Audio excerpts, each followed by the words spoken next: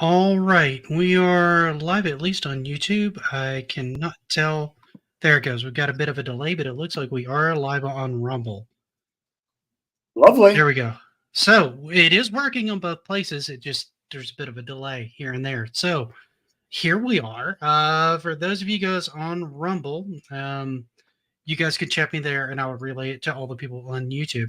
This is something that I have been running on my YouTube channel for quite some time. That's why it says episode 50.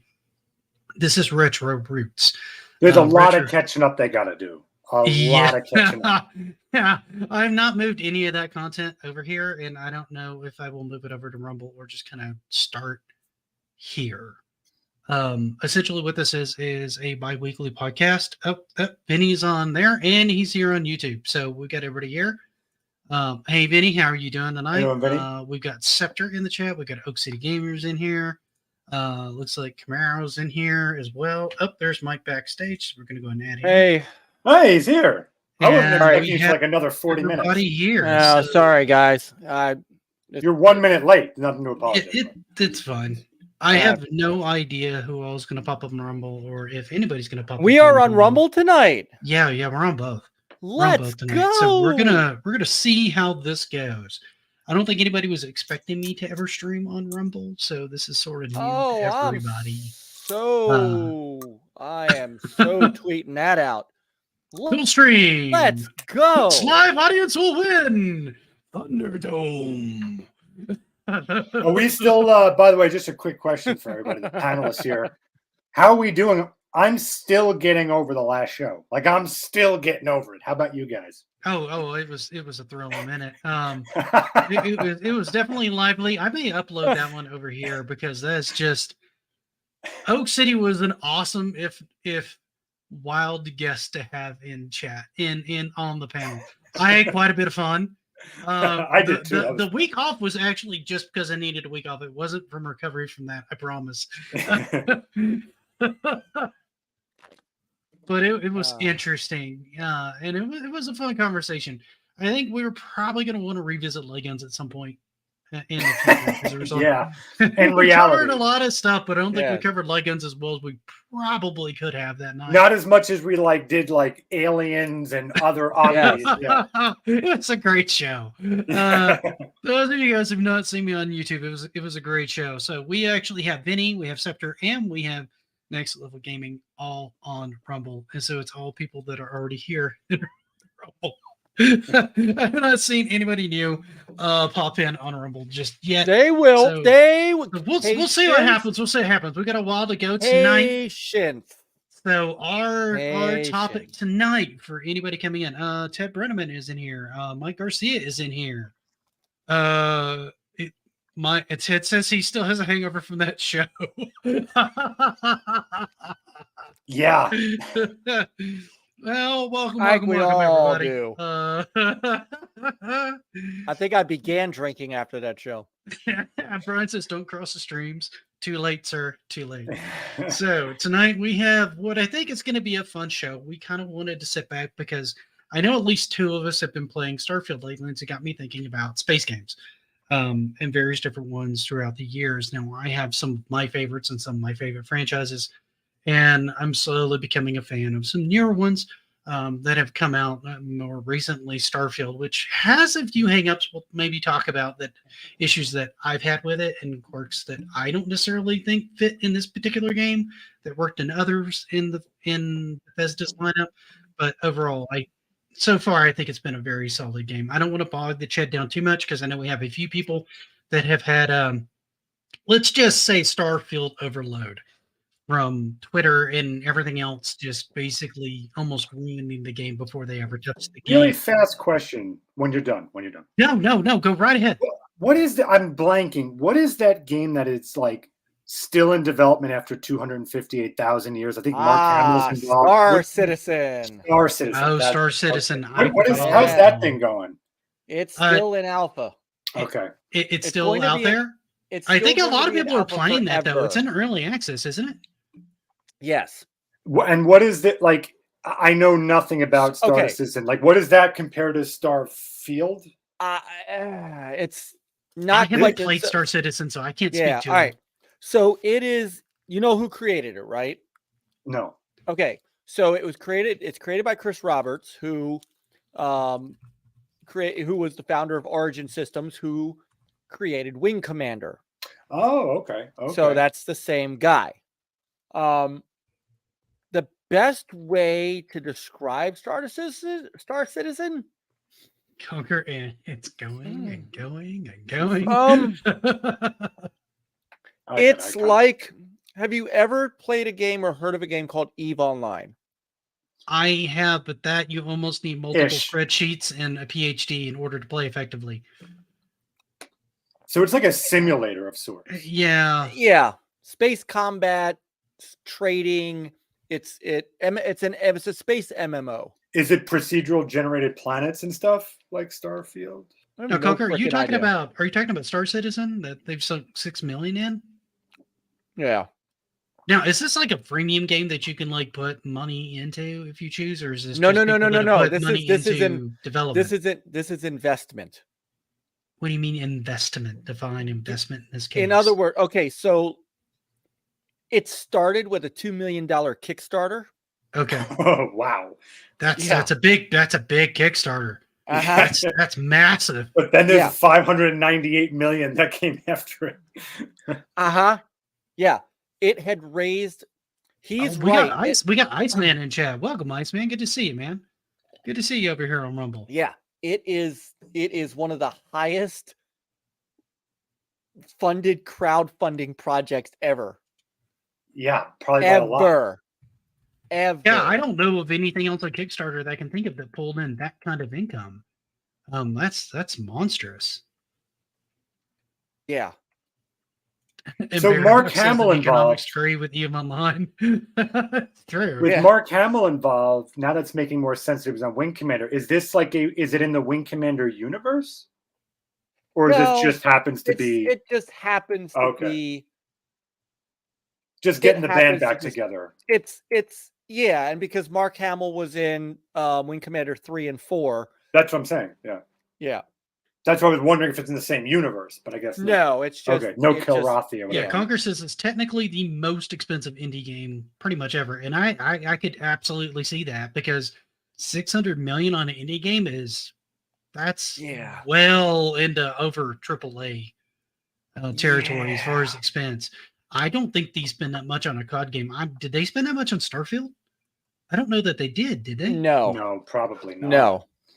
No, this was an insanely and it's been and for a game that has been in early access.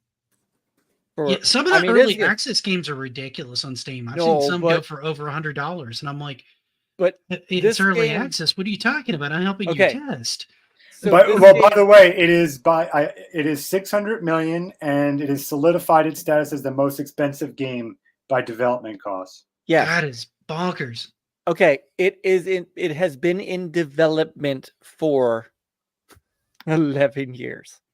Yeah, okay. Now Starfield's been in development was in development for 12. So, I mean, that's a long time. But I mean, we've seen other games in development for that long. Matter of fact, I think Cyberpunk was in development for about that long, wasn't it?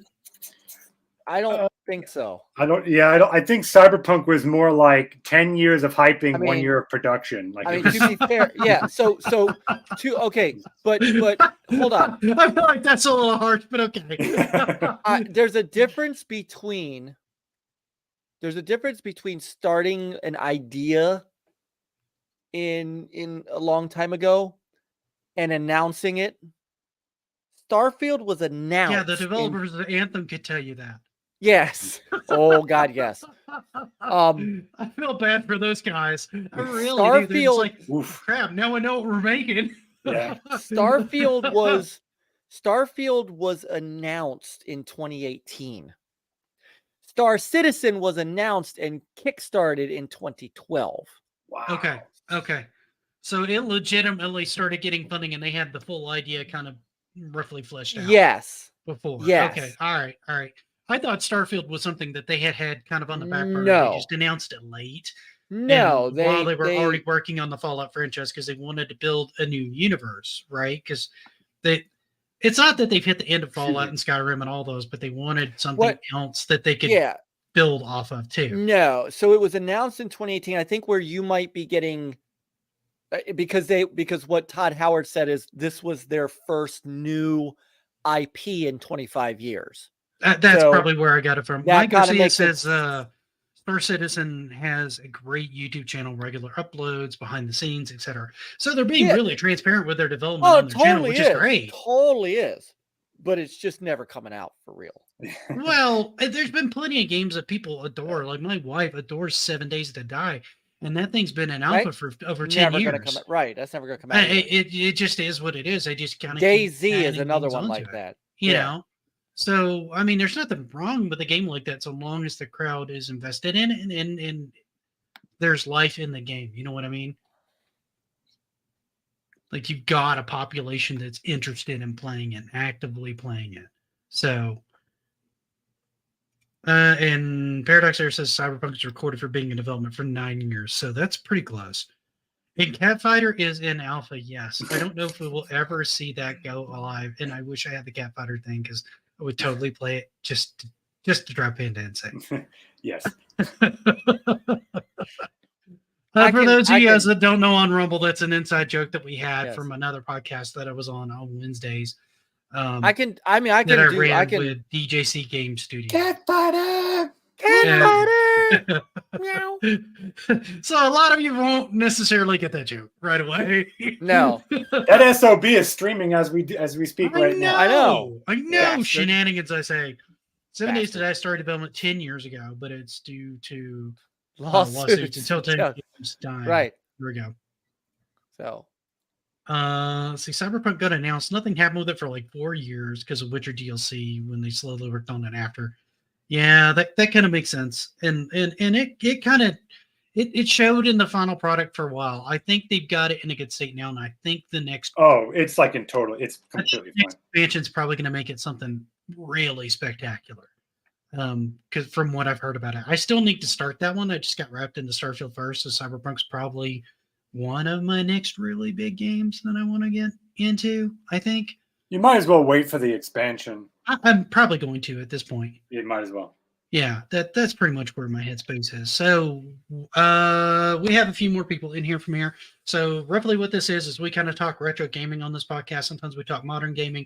A lot of times we'll talk influences of older games on new games and what can kind of be taken from the past, because that's kind of how my experience functions. I do a lot of historical content, and a lot of times I'll do game mechanics and things like that, so people can kind of look and see where these things kind of originated from and where people may have gotten their ideas for future technologies that we use today.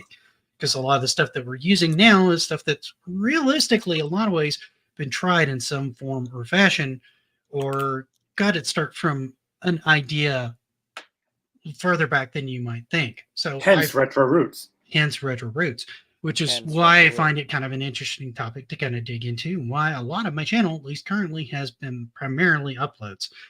I am thinking about starting to stream, and that will basically be on Rumble. I do not know what spin will take on that. I would like to. I probably will pick your brain, Panda, because I wouldn't mind doing like game show nights, just straight game show nights. Mm-hmm. I think trivia game show nights, Wheel of Fortune or Jeopardy or something like that would be fun to play with an audience. Maybe have one or two panelists. I know you've done stuff like that in the past. Yeah. I figure I can put my own spin on it and do those maybe once a month or something. Mm-hmm. I wouldn't mind doing just some retro streaming and some modern streaming, but I don't know if I should separate that into another channel on Rumble for that particular purpose.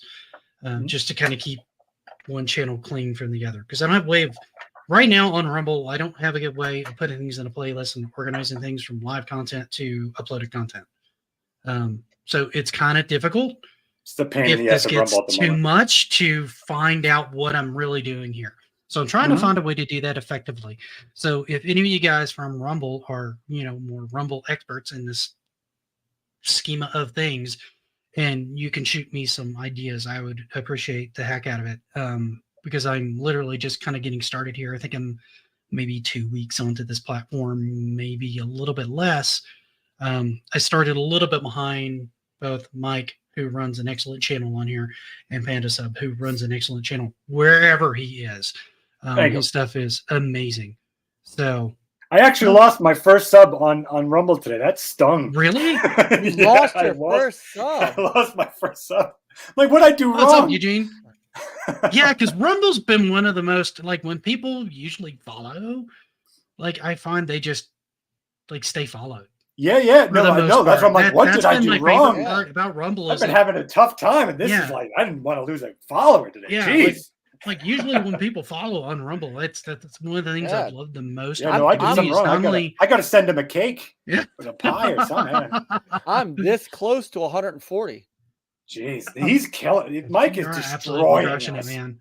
Congrats, man! That's amazing. I think I need to do a lot more live streaming. I think it would allow me to get more, not only get more visibility, but be able to get a better feel for Rumble as a community, right? So I think it's good on both fronts. And honestly, I'd like to have people who are primarily on Rumble on here at some point. I'd like to get a panelist on here who's primarily just didn't come over here from YouTube, but is just sort of like Rumble, has been Rumble for a very long time. I just had a guy on. I wouldn't mind getting Silver Fox on here, honestly. And I thought about mentioning it to him today, but it was kind of last minute. I'll tell you what, man, that guy's awesome. Yeah, I think he could talk retro. I really like Lumpy as well. I'm not sure he can. Really? So, no, I'm talking about Silver Fox Gamer. Oh, so he didn't start that far back. Okay. So, well, he's in his 40s, so I thought he would have had some earlier experience, at least back to SNES. No, he wasn't a big retro guy. He seems to be very modern. Yeah, at least from what I've seen. Okay. And a cool guy. So is Lumpy, but I love that guy is awesome. I love Lumpy. I love Lumpy to death, but I don't know if Lumpy would be interested in talking anything that leans retro. He seems very much. I think so. And I think this is where. Hey, Big Block, by the way. Big Block.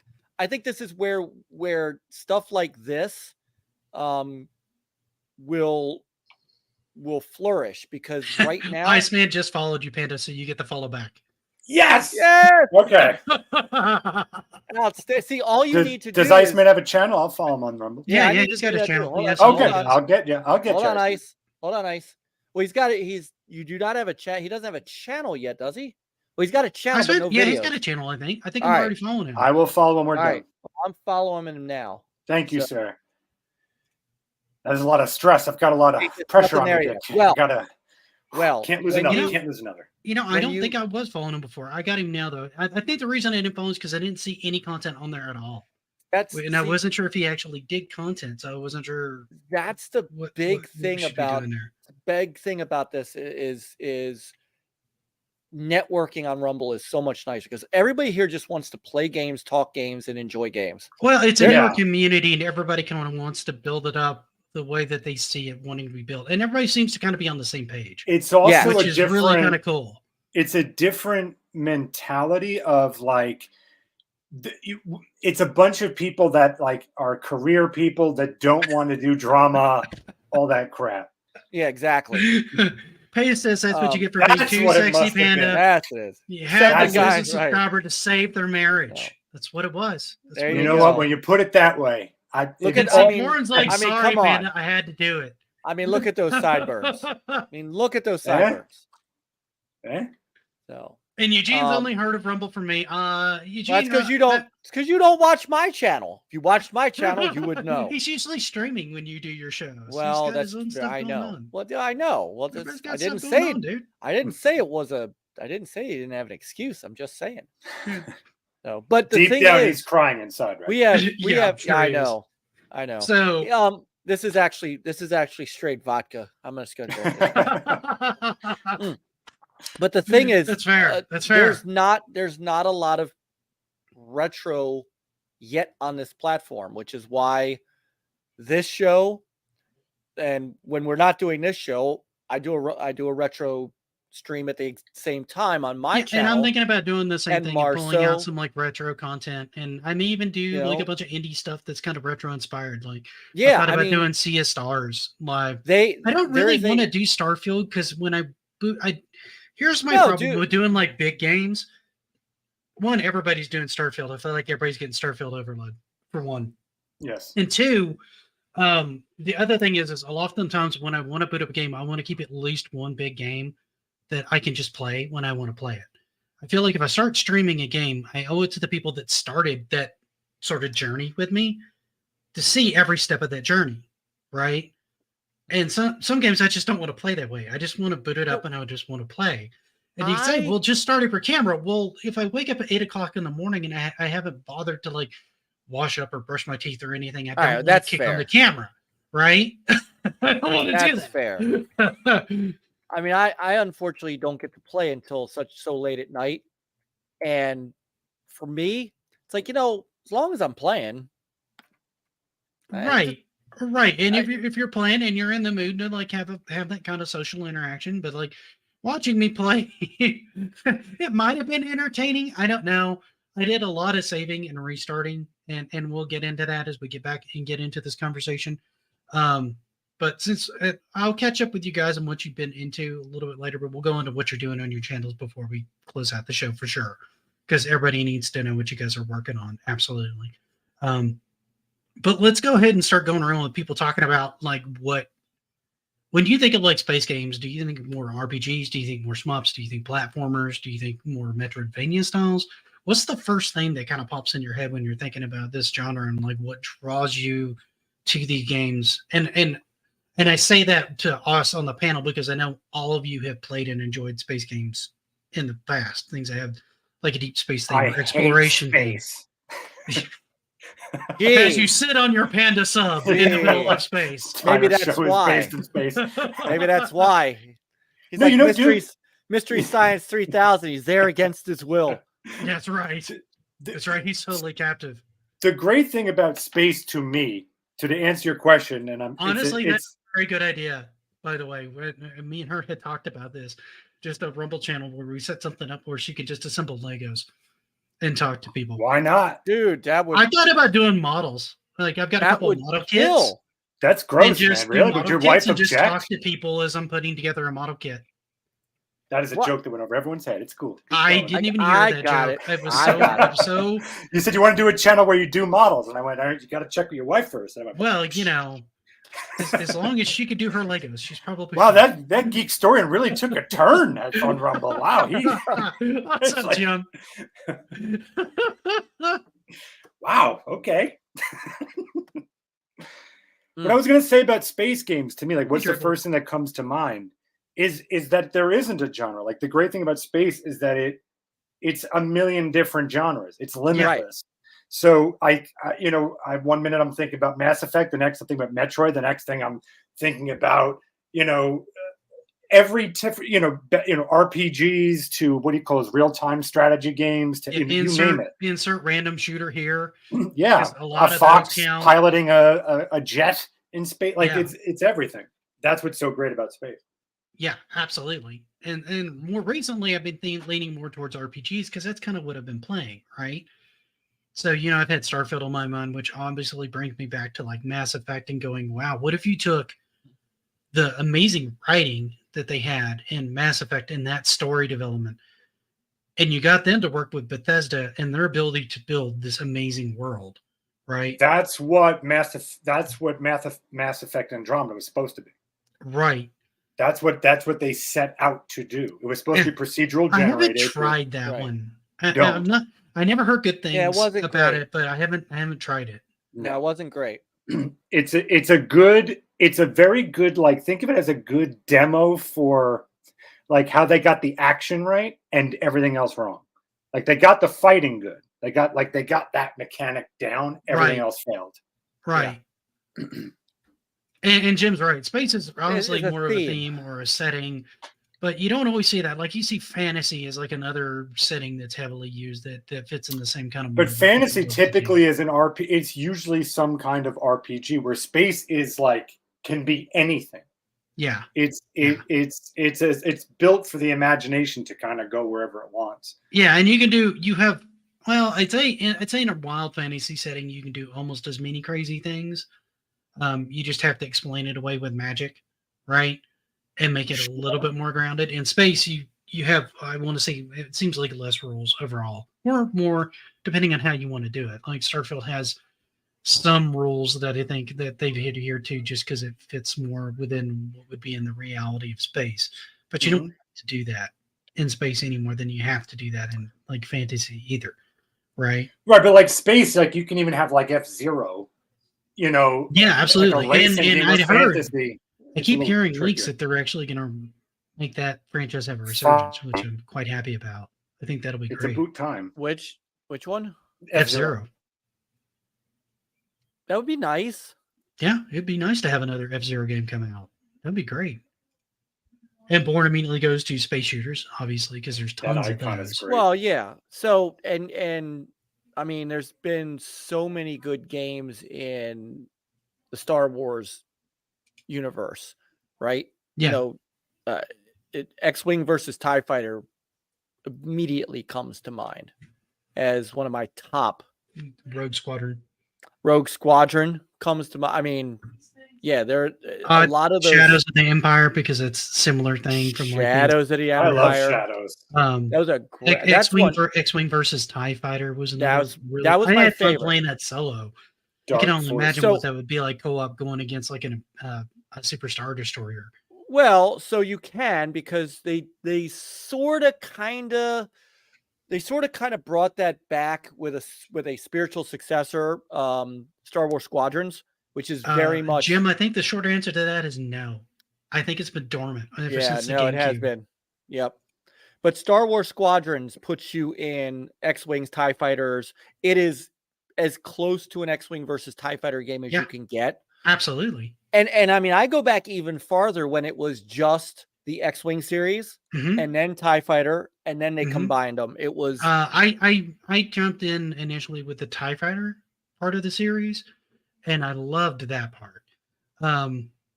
Later, Iceman, thanks for popping in, by the way. It's awesome seeing you in chat.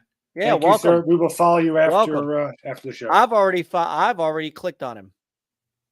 I did too. I don't know where you've been. Yeah, I don't know, Panda. That's why I'm not loyal, which is why I keep losing subs. That's why you keep losing subs. Coker said that they did F-Zero minigames on the Wii U just to tease. Yeah, I'm hoping they bring that back, because that's another far-flung kind of futuristic. You can almost do space on it, because you don't have to do that on any one singular planet. But to kind of get into some more specific games, I guess we're going to go ahead and open that can of worms and go ahead and get through that, because I know you've been playing a lot, Mike. I've been playing a lot recently. So let's go ahead and talk a little bit about Starfield.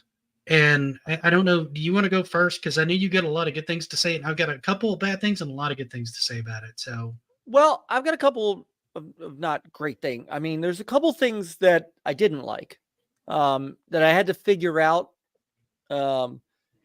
It's not quite as open at the beginning as I would have thought it would be. And it took me a while to realize that you can't just go to any planet you want right off the bat.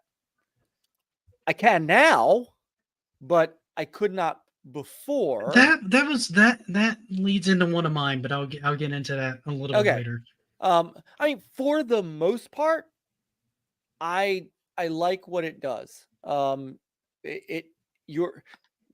it is a little limited at the beginning, it still allows you to chart a bit of a path of your own, right? You don't have to start off just going through all the storyline.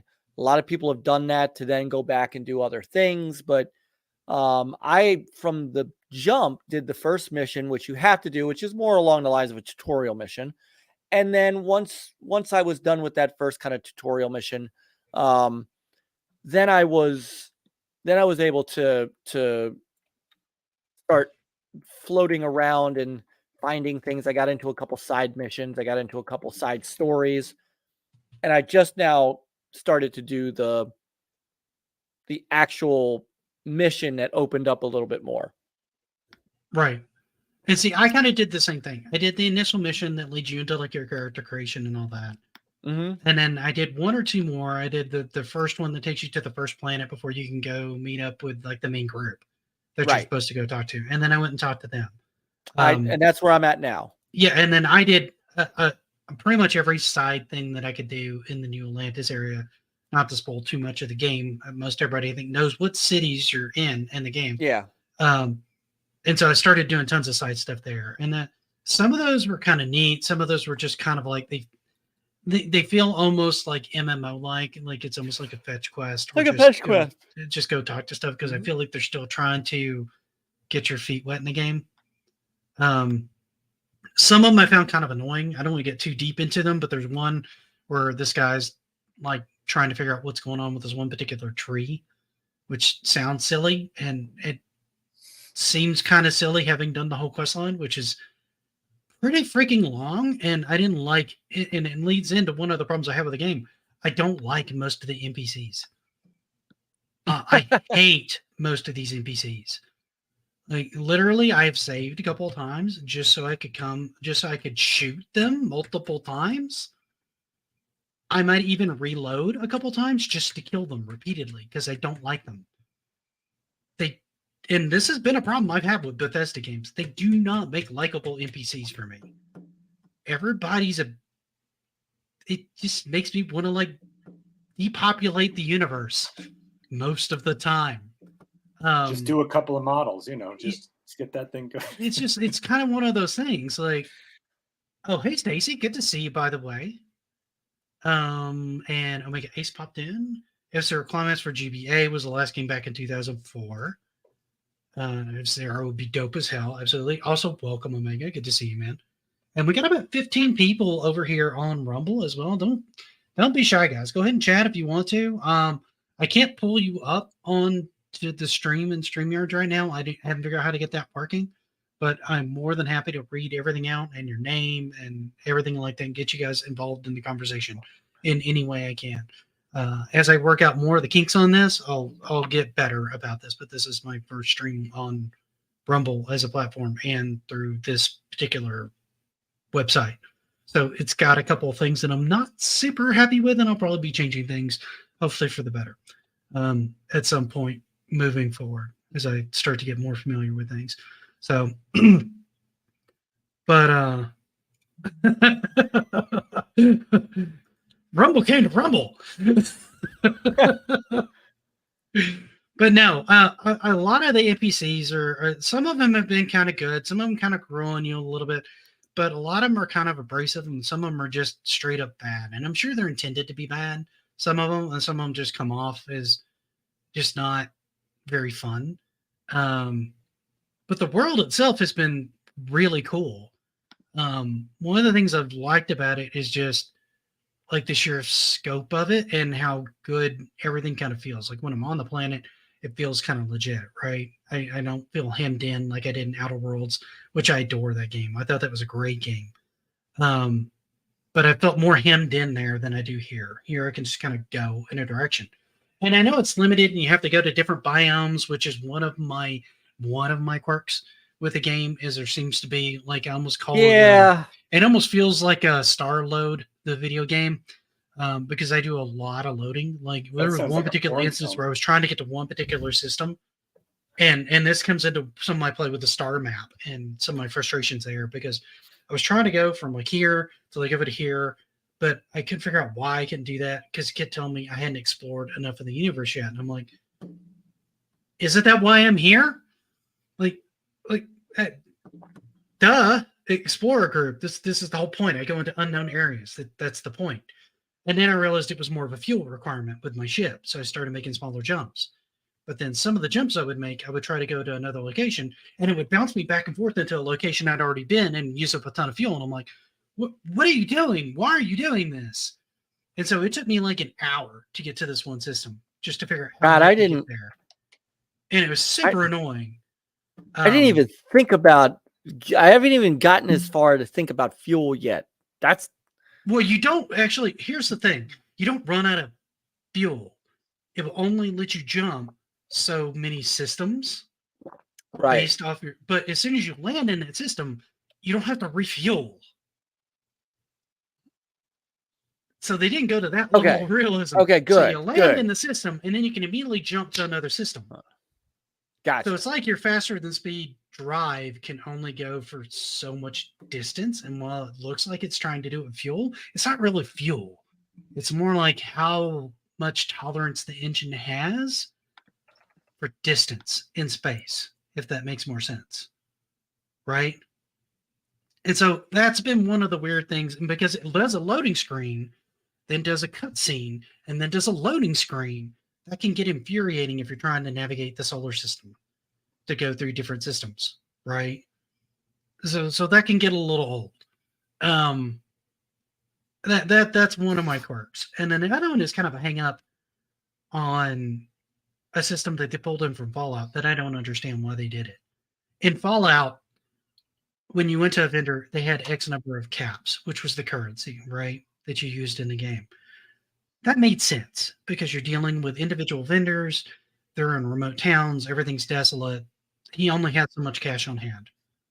I get that. Why is that in Starfield? Like, I don't get that. In this advanced Yeah, I don't get that. I think because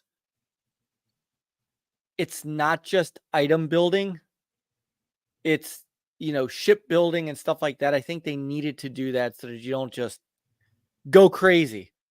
There's got to be some limit to what you can and can't do right off the bat. So I think that's why they did that. But it's a weird system. It just means I have to go to multiple shops to sell off gear I don't need that I brought back to sell intentionally. Yes, I know. Which is annoying. Well, and a lot of places have.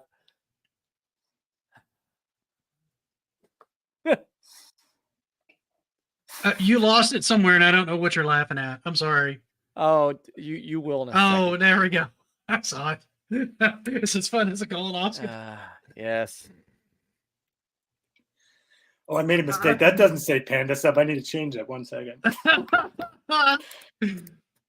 Honestly, overall, it actually has been probably the most fun Bethesda game I've played to date.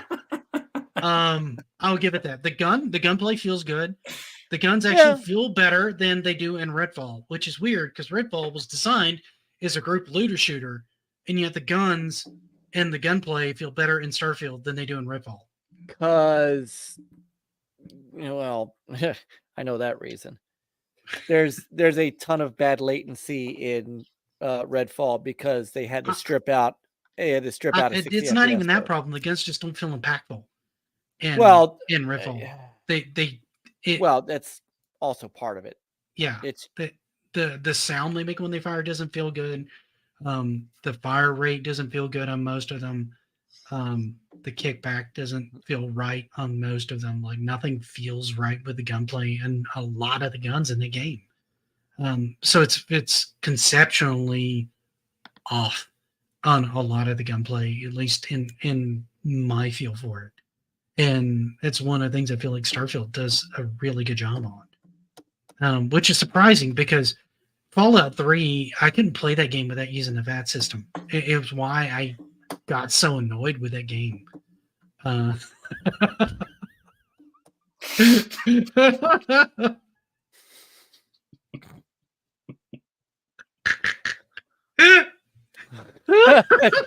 to talk and it ain't working. Stacey's just over here laughing.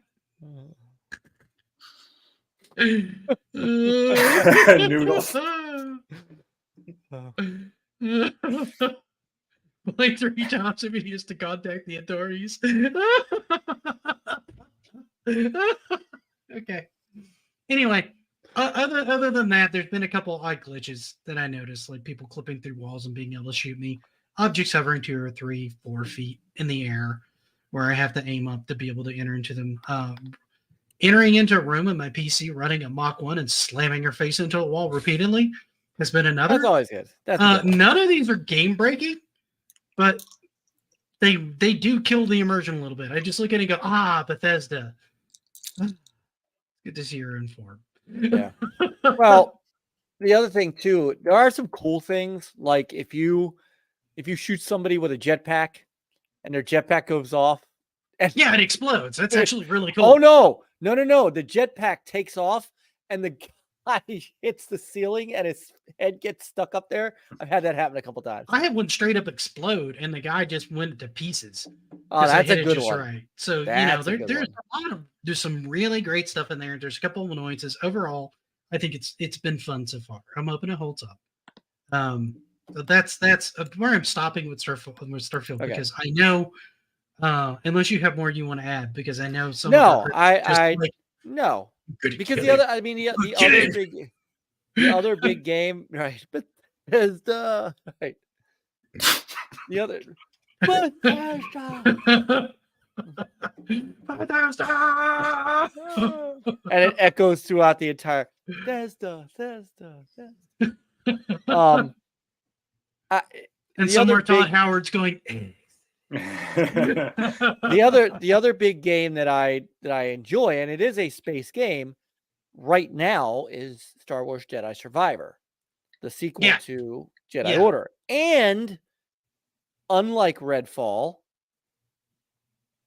Respawn fixed their performance mode on console. Yeah, I haven't. I still need to buy the first one and play it. Oh, That's why my I haven't picked up Lord. the second one. Dude, you can get like the first one for like $4 many times. Like they'll do sales for that yeah. first one. I'm okay with that. I'm okay. With Oh, Yeah. you know what? $4. You don't get Because it was you don't- advertised to me as a Souls-like, and I'm like, I don't want to play Souls games. I don't want to play Souls games. I've tried a few of them. It is not a I'm Souls not. game. I have a hard time getting into those. They're so That is brutally not a- hard. It is It not feels too much like work to play the and game. you know how much I hate Souls games.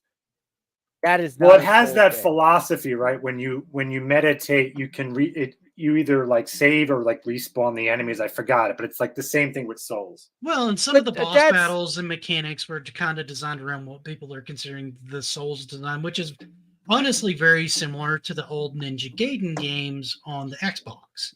See, I right? just see. I don't. Here's why I don't agree with that. The bigger thing about the Star Wars games, it's not about dodge, roll, hit, roll. It's about how you block and parry with your lightsaber.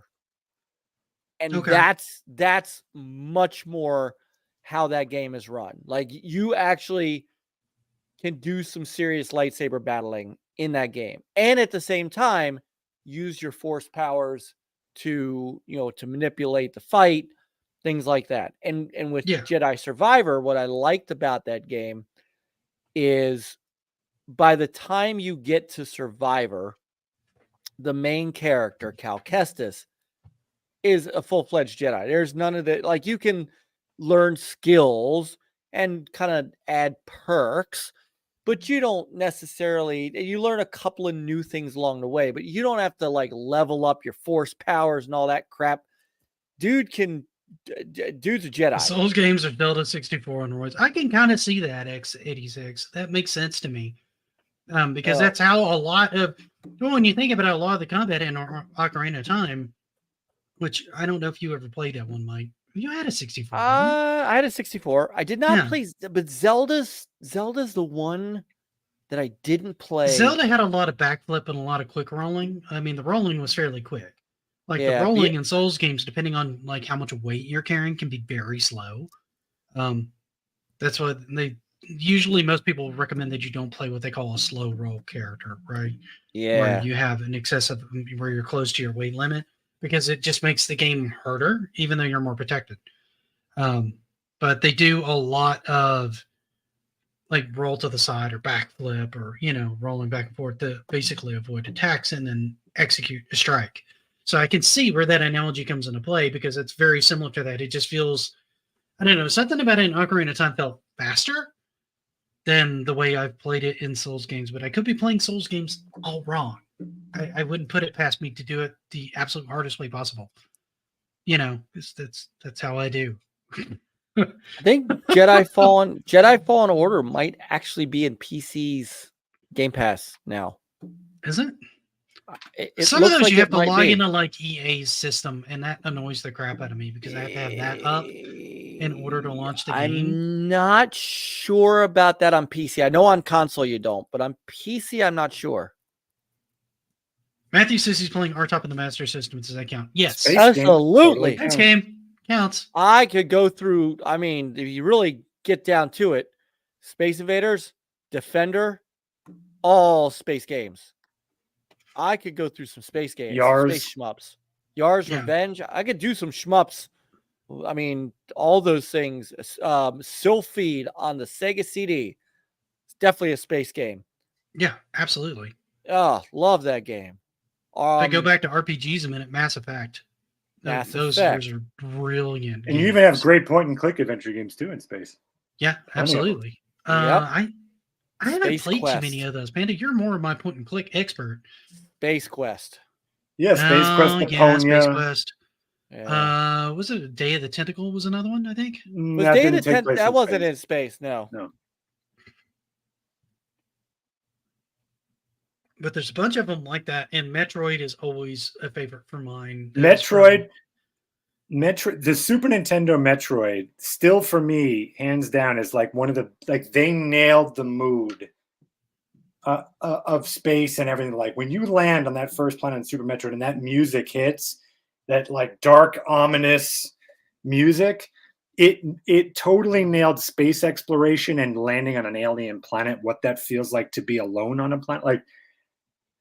How they nailed it on a 16-bit console back in the day was impressive. Dude, everything about that game I find more impressive the older I get and the more Yeah. I learn Oh, yeah. about game development there, because the way they were able to kind of move the camera and able to focus in on things, that wasn't done very much around that time.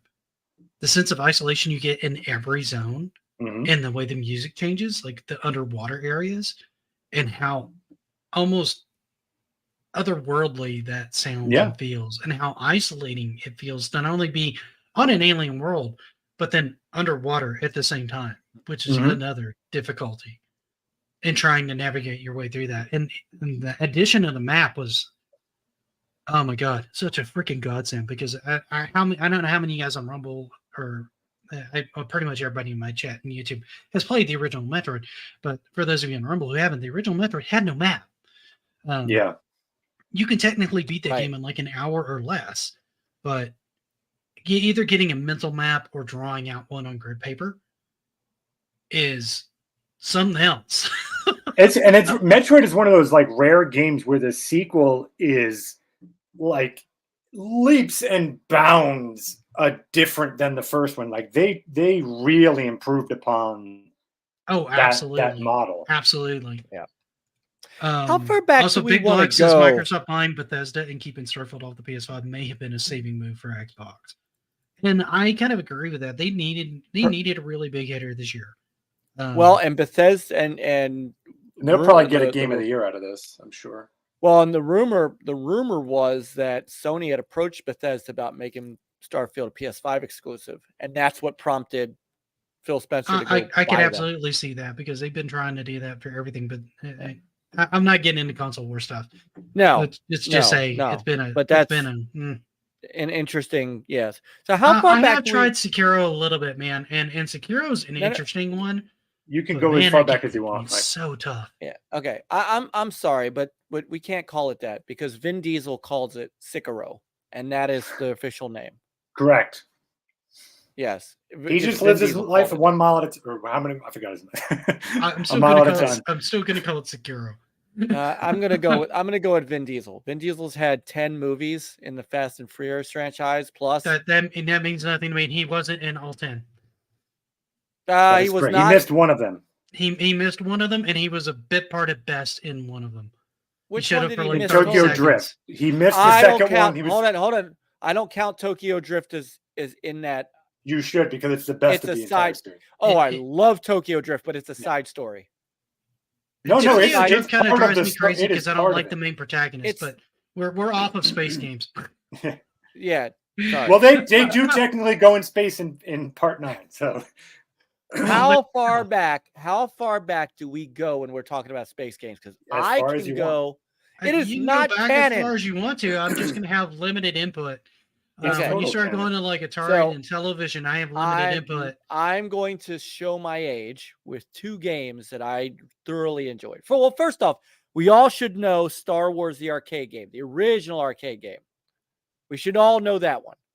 The Star Wars, the vector graphics Star Wars, the vector graphics Empire Strikes Back, and the cartoonish kind of looking Return of the Jedi. So there's that. The other one, and it was inspired by this discussion of point and click games, even though it's not Total canon. I love this It comment. is not canon.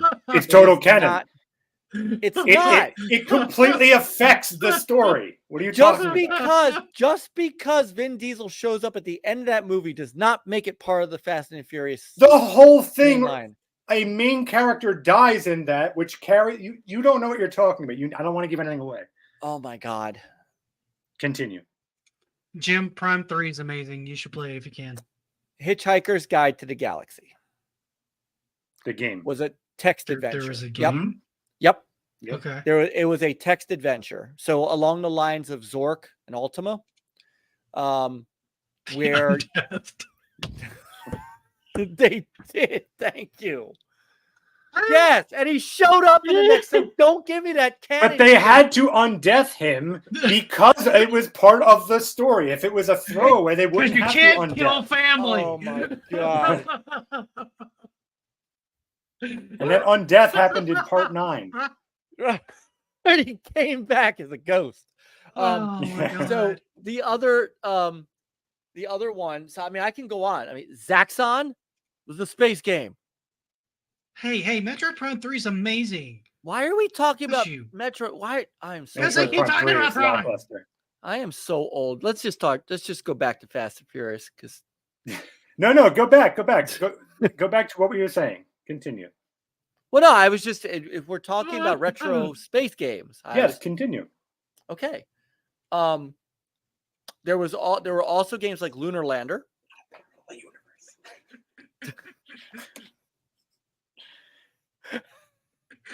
I'm loving X86 right now. It's so great. It's not a parallel universe. It's in a parallel. They went so country. fast that they broke space and time, and They went into, and of course. So look, okay. So Oh my God. I would like to say this is an abnormal show, Rumble. It's not. What you see is what you get. I'm getting so it's triggered. It's not. This is what we do. This is what. So we can't go without Wing Commander itself. Wing Commander is an old PC game. Yes. Mhm. It is one of the first, I never really dove into Star them. I Raiders. was into the Stars ones, but I never got into Wing Commander for whatever reason. Wing Commander was so good. The story was so good. What are you laughing at? This is why I popped out the YouTube chat because wait, the next one. Hold on. Boring. Get bored. And was fine the next episode. So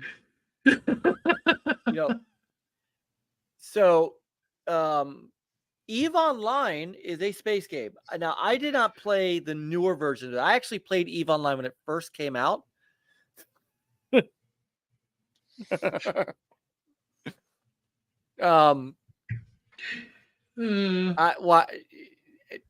HDK's in on Rumble. How's it going, man? Hey, Peter. See, How's it going, Peter? don't come down to the YouTube chat unless you have an opinion on Fast and Furious Tokyo Drift. Oh my God. Yes. So to the 15 people watching on Rumble, welcome to RetroRoots. This is what we do. Yeah. It's This is how we do. yeah, pretty much. Well, Topic will Big Block. skirt around it. So Big Block says Wing Commander series was great. I would go in for a new entry. I would too, except Chris Roberts is 600. They're just drifting through time. See, I can't even talk. It's 88 miles an hour though. X86. Not if Well, you there was drift. copyright issues. Not if Oh, you I drift. see. You can Alright. do 8 miles less and still Yeah, get they there. drift, right? Yeah, they did drift. So Big Block says up on Rumble, he says Wing Commander series was great. I would go for a new entry. We would too, except the guy who would make it is $600 million into Star Citizen right now. So that's not happening. Wing Commander is never coming back. I hate to say it. So, sorry. What did kill Wing Commander? I knew they had like 3 entries, right? Was it 3 or 4? 3? Oh no, they had a bunch of. Well, what Did they have killed more it than was 3? yes. So there were 4 in the main. There were 4 in the main series. So there was Wing Commander 2, Wing Commander, something of the Kilrathi. I Wing literally Commander thought 3, you were Heart of just the going to Tiger. count. There was Space Commander 3 and there was Space Commander 4. Yes, you can count. There it is. I needed to complete specification. Stop. On that. Now Oh, I my want to pull up that Lord. metal. If you guys ever seen that Puppet Metal song, I can only count to 4. Oh. Yeah, I wanted to Yes. pull that up right in the middle of the Right. counting. So there were 4 in the main line. So there was Wing Commander, Vengeance of the Kilrathi. There was Heart of the Tiger, and the 4th one was called The Price of Freedom. Then there were spin-offs. So, and then of course there was Wing Commander came out for the Super Nintendo. I'm surprised DJC doesn't have it on the 3DO. Yeah, he did. He played it on the 3DO. Yeah, he tried. Yeah. He sort of played it on the 3DO. I have a version. Play is a loose term when it came to the 3DO in that game. One in a circle. I have a version for the Sega CD, but it was based on the first one. And then they had a couple of spin-offs. They had Privateer and an Armada and one other. Oh, there were 2 Privateer games. So there were That's it. Psycho Stick. And then in like 2005 or 6 or something like that, they came out with Wing Commander Arena, which was nothing like the Wing Commander series. It was more like a sounds like multi, an arena shooter. It was a multiplayer space arena shooter. Yeah.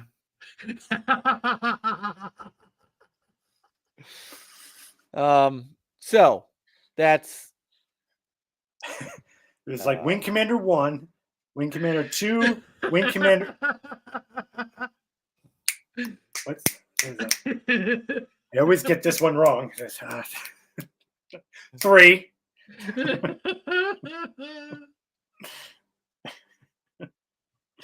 Yeah, and this is another thing, and we've talked about this topic a little bit about scope creep on video games, and not only that, but just the length of video games on everything needs to be a 200 to 400 hour episodic. Oh my god, kind of thing, suck your life away for 3 years in your basement kind of game. It's okay to do short games. The latest Ninja Gaiden's actually one of those. It's like, I want to say you can technically you can get the, well, depending how good you are, you could probably beat it in 3 or 4 hours. It took me closer to 10 or 12 to get the best ending on it, because that last stage was awful. But I mean, that's 10 hours is like a drop in the bucket for most games these days, it feels like. And they don't really need to be that big. Not all of them anyway. It's great to have something chunky like that, but you don't need everything to be that big. Heck, even if you do almost everything, and I want to say the first Mass Effect, it's like under 35 hours. That's doing everything. Right. Well, and what was, I don't know if you guys, I think the thing that I loved so much about Wing Commander was at the time that they started, it was one of the first games that did full motion video cutscenes. Right. And did it right, too. And that's when you had, and if you think about who played in those movies, all right, it wasn't just Mark Hamill. John Rhys Davies, Malcolm McDowell was in that series. Who was the guy? Can't remember his name. He ended up playing, I think, was he the guy who played Biff in the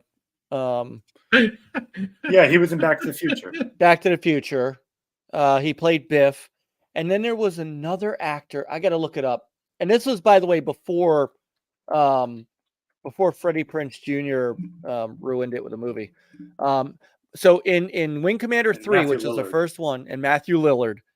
So, okay, Mark Hamill was Maverick. Malcolm McDowell was Admiral Tolwyn. John Rhys Davies. Jason Bernard was the other guy. Tom Wilson was who I was thinking of. And though, I mean, it was awesome to see him pull in this major talent.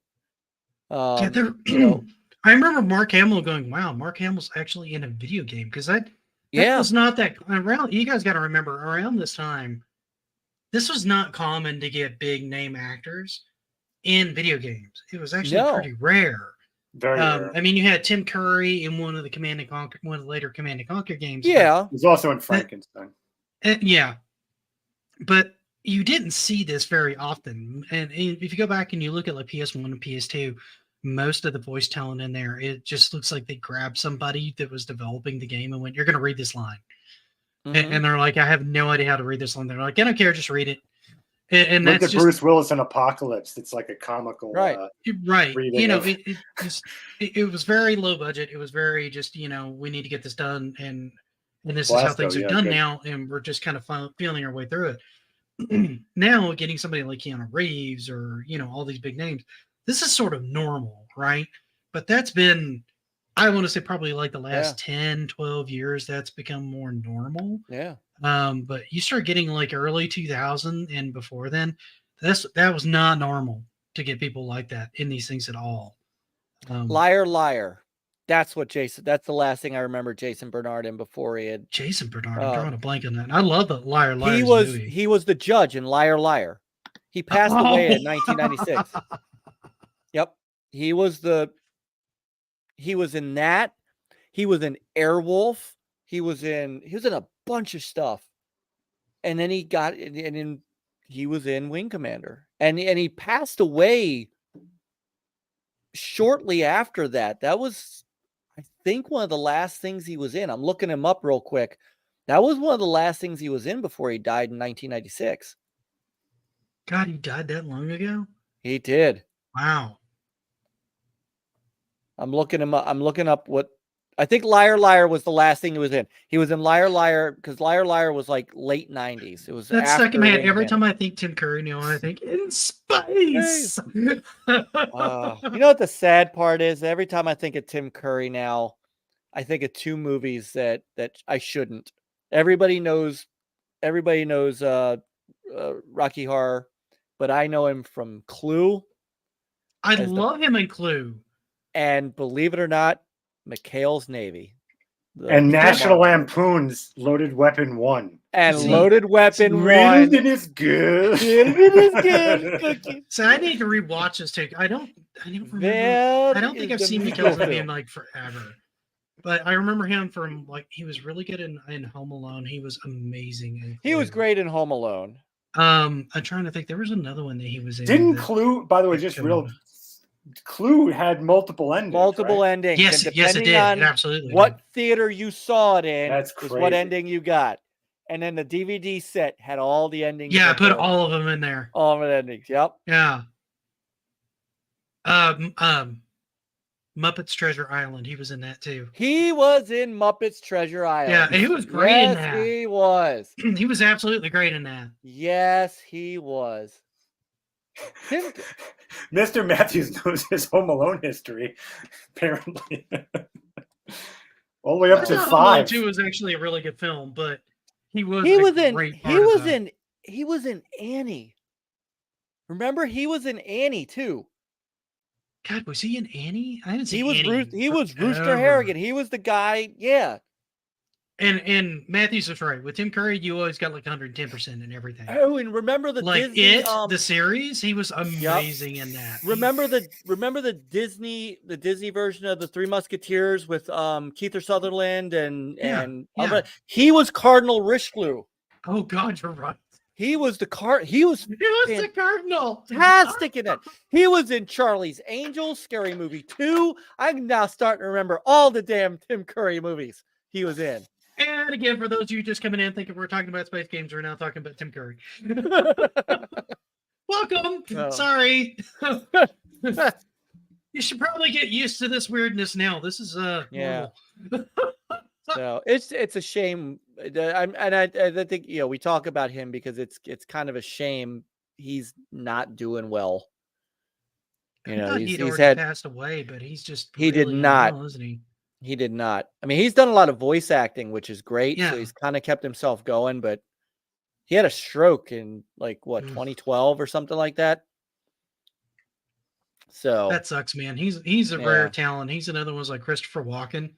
Like there's only one person that's like There's that. only You know one, what I mean? yes. You're never gonna get that energy again. Yep. It's just not gonna be there. I don't know how Christopher Walken didn't get into a Wing Commander game. I don't know. I would have loved it. It would have been great. Yeah, have it watching be a space pilot. I'm gonna get you. Get you. You're in space. These Everybody, get to your ships. Yes, and let's go. That'd be Fire. amazing. I'd totally buy it for that alone. Yes. It'd be amazing. Fire at my command. Oh my God, that would be. That'd be so great. Oh my That'd be Lord. amazing. I would love that. Great place. So we've talked. I mean, so anybody I wants was to pop some of these up trying. in chat? We've had a few like space shooters and stuff like that pop up in chat. Mass I was Effect trying trilogy is the to greatest talk space about- series of all time. I agree with you. I think Yes. Mass Effect's probably the Mass greatest Effect, space series yes. that I've ever played. And will ever in be. my minus the personal Star opinion. Wars game. I mean, minus Star Wars games. I mean, obviously. the Star I honestly, I would take Mass Effect over most of the Mass Star Effect Wars over games. Star Wars. I really so well the written. main one that comes to mind. No, when I think, I'm not arguing that. It is very well written. It's BioWare at its best. yeah, I'm thinking like just from like story, atmosphere, world building. I feel like those excel in doing all those specifically Fair. in a video game format. You don't need any pre-knowledge Fair. to play those. You know what I mean? It all Fair. gets introduced there. See, Wing, and I mean, Wing Commander. But had such a good and story. Star Wars, everybody knows Star Wars, but it's had so many different types of games, and whereas Mass Effect is like one kind of cohesive thing with very little miss. There's been so much Star Wars. There's been a lot that just completely missed. You know, and then a lot of stuff that when it hits great. Like you get gold when it hits. But I've seen them cancel stuff that should have been gold, like 1313. Dude, Yeah. I would have been all in on 1313. I would have loved to have bring seen that what back. That looked I would have amazing. loved to have seen what Amy Hennig. I want to came see up with what I want that. to see how Outlaws comes out. Well, 1313 wasn't Amy Hennig. Oh no, you're right. It was Jade Redmond. Sorry. Jade Raymond. Sorry, yeah, you're I'm right. looking forward to seeing Outlaws. I hope that one actually makes it.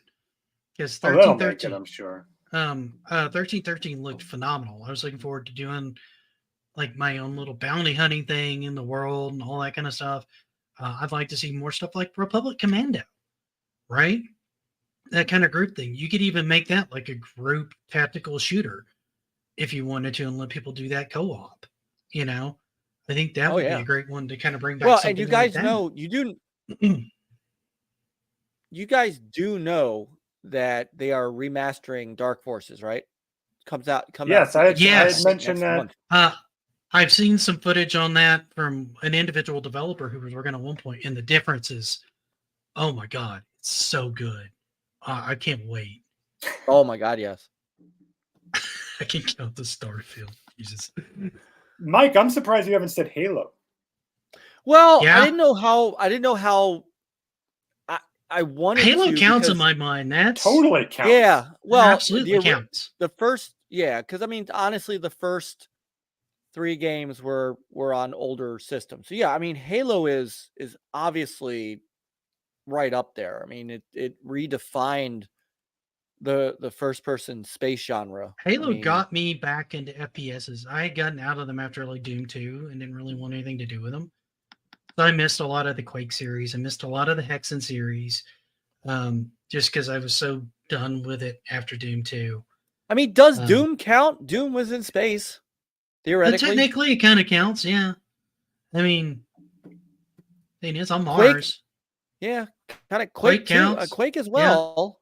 Quake counts. Yeah, FMP games. Um, I don't know if Sewer Shark counts.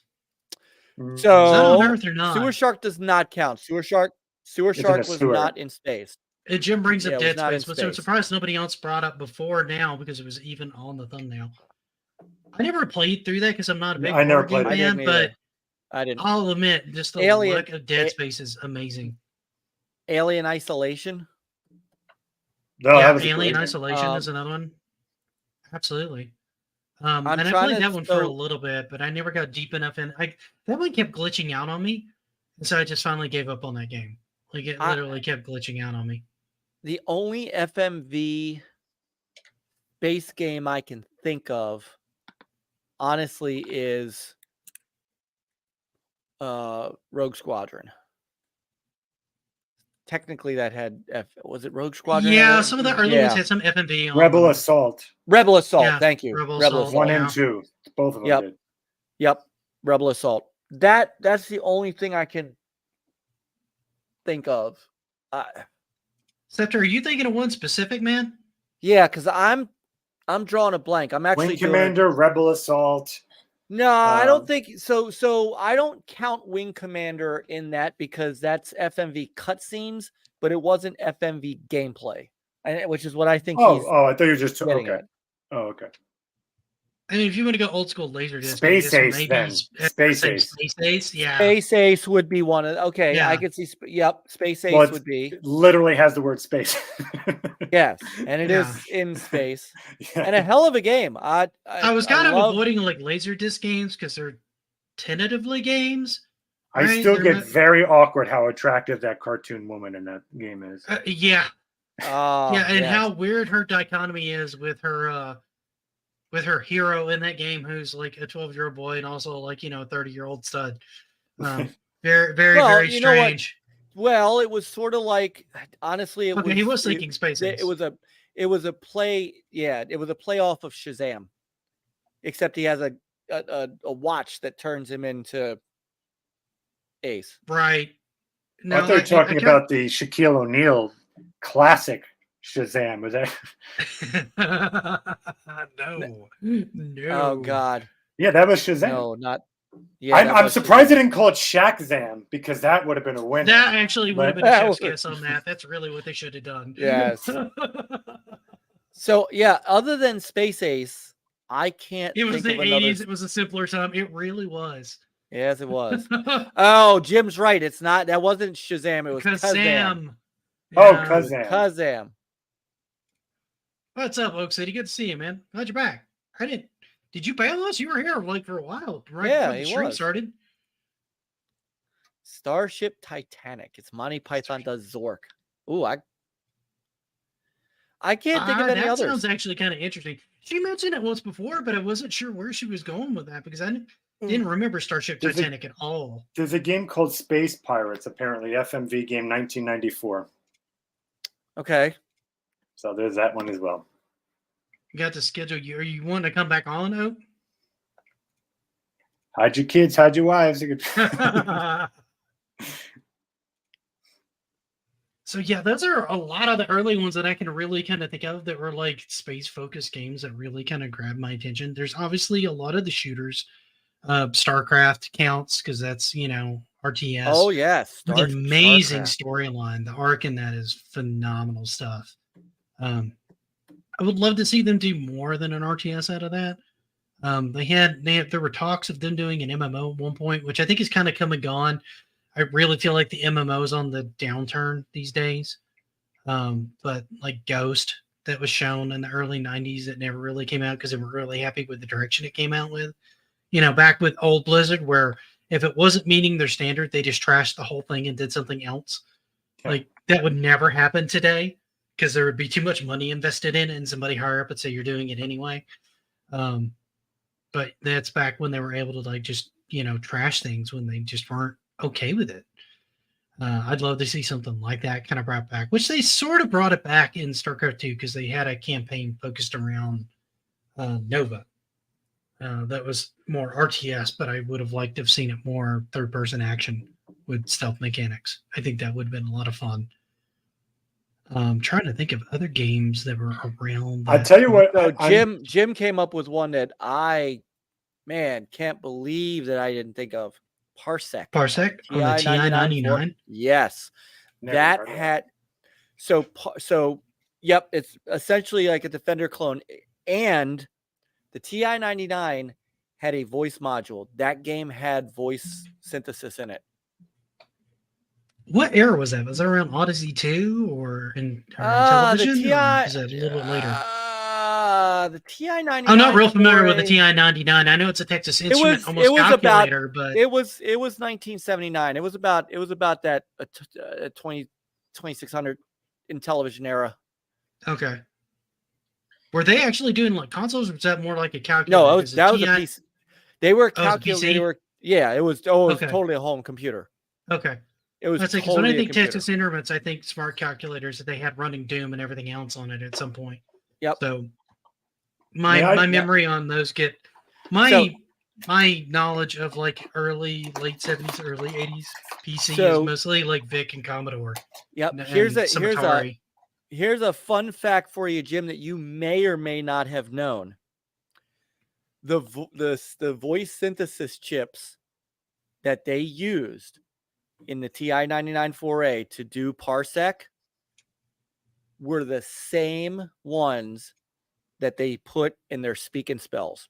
It was the same voice synthesis. Interesting. Because they put out speak and spell. That was a Texas Instruments toy. I didn't think about that, but you're right. Absolutely. It's the same. It was the same synthesizer. Yep. Do you mind if I derail for 1 minute? Yeah, go ahead, man. We've derailed multiple times. It's not canon. It's total canon. Moving on. What I was going to say is, like, if there was a game I wish would come out in space, we're talking space, I want to see, call me crazy, I want to see an open world Metroid game where, like, the idea is you actually are a bounty hunter and you've got a bounty on, let's say, 6 alien creatures or whatever, different worlds to go through. Like, I want to see a Metroid open world where you're going to bars and trying to find these and getting into the underworld of these cities, and like that to me, it'd be a whole new kind of Metroid game. I would love that. Yeah, I could absolutely see that. And you could add you could use a lot of the same traversal mechanics. Oh yeah, all of it's the same. Even some new ones just to navigate around. But like using like scanning as like a detective thing of like trying to track down these creatures or whatever. Yeah, you'd almost have to look for clues, do scans in recent areas that they've gotten that would lead you to certain areas and things like that. I could see that working really well. It would be very weird for the Metroid fandom to kind of adapt into that, but I think it would be a cool experiment to see if they could get it to work. I would love to see a different studio try it. Yeah, I don't know. They're having such a hard time getting Metroid Prime 4 to even. What are you talking about? That game's coming out any day now. Sure. In about 3 console generations. Yeah.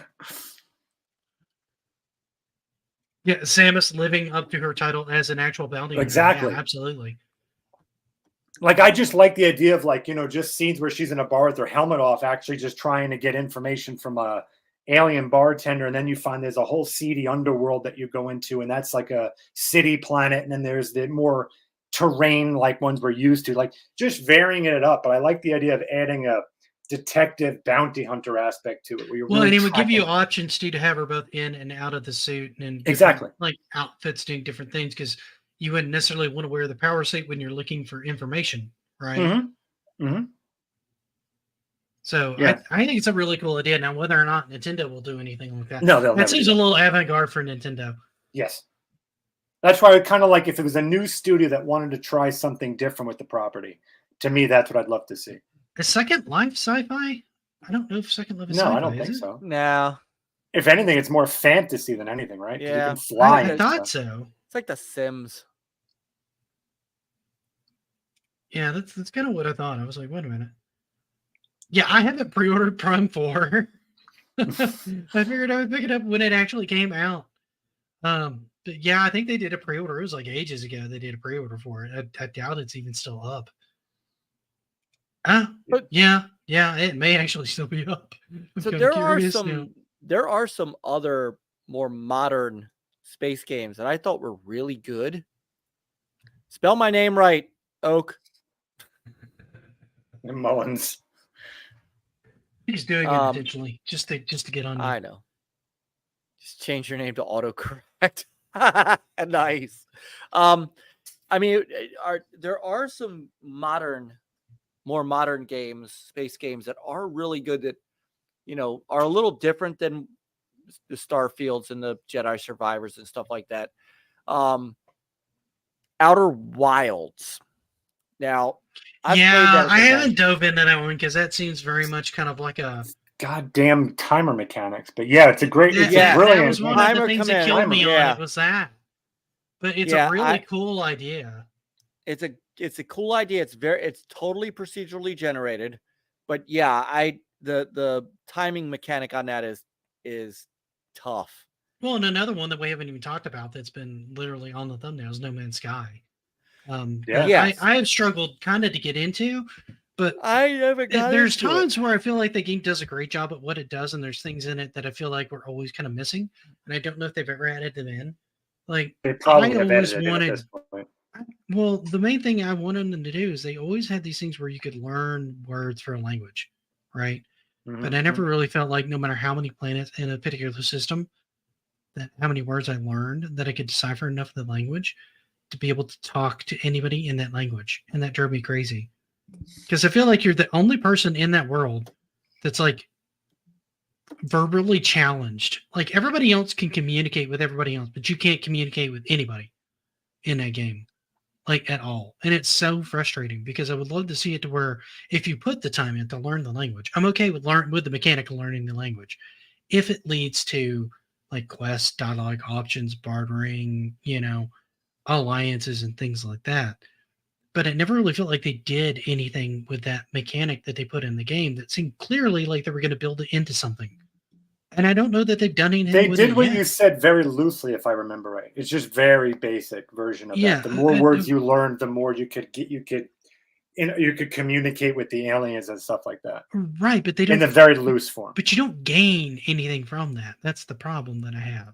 Well, I thought you'd get better prices and stuff. You'd be able to, and you could understand what they were saying. Yeah, that was in the beginning. If I remember right, that was like in the very beginning, but it was very basic. Yeah, really basic. I would have liked to have seen that built on more because it just seemed like, why am I doing this? Because I'd learned like 30, 40 words and it felt like it just didn't do anything. Right. And then by the time I was done with that, I was moving to like the next system and it's a totally different language.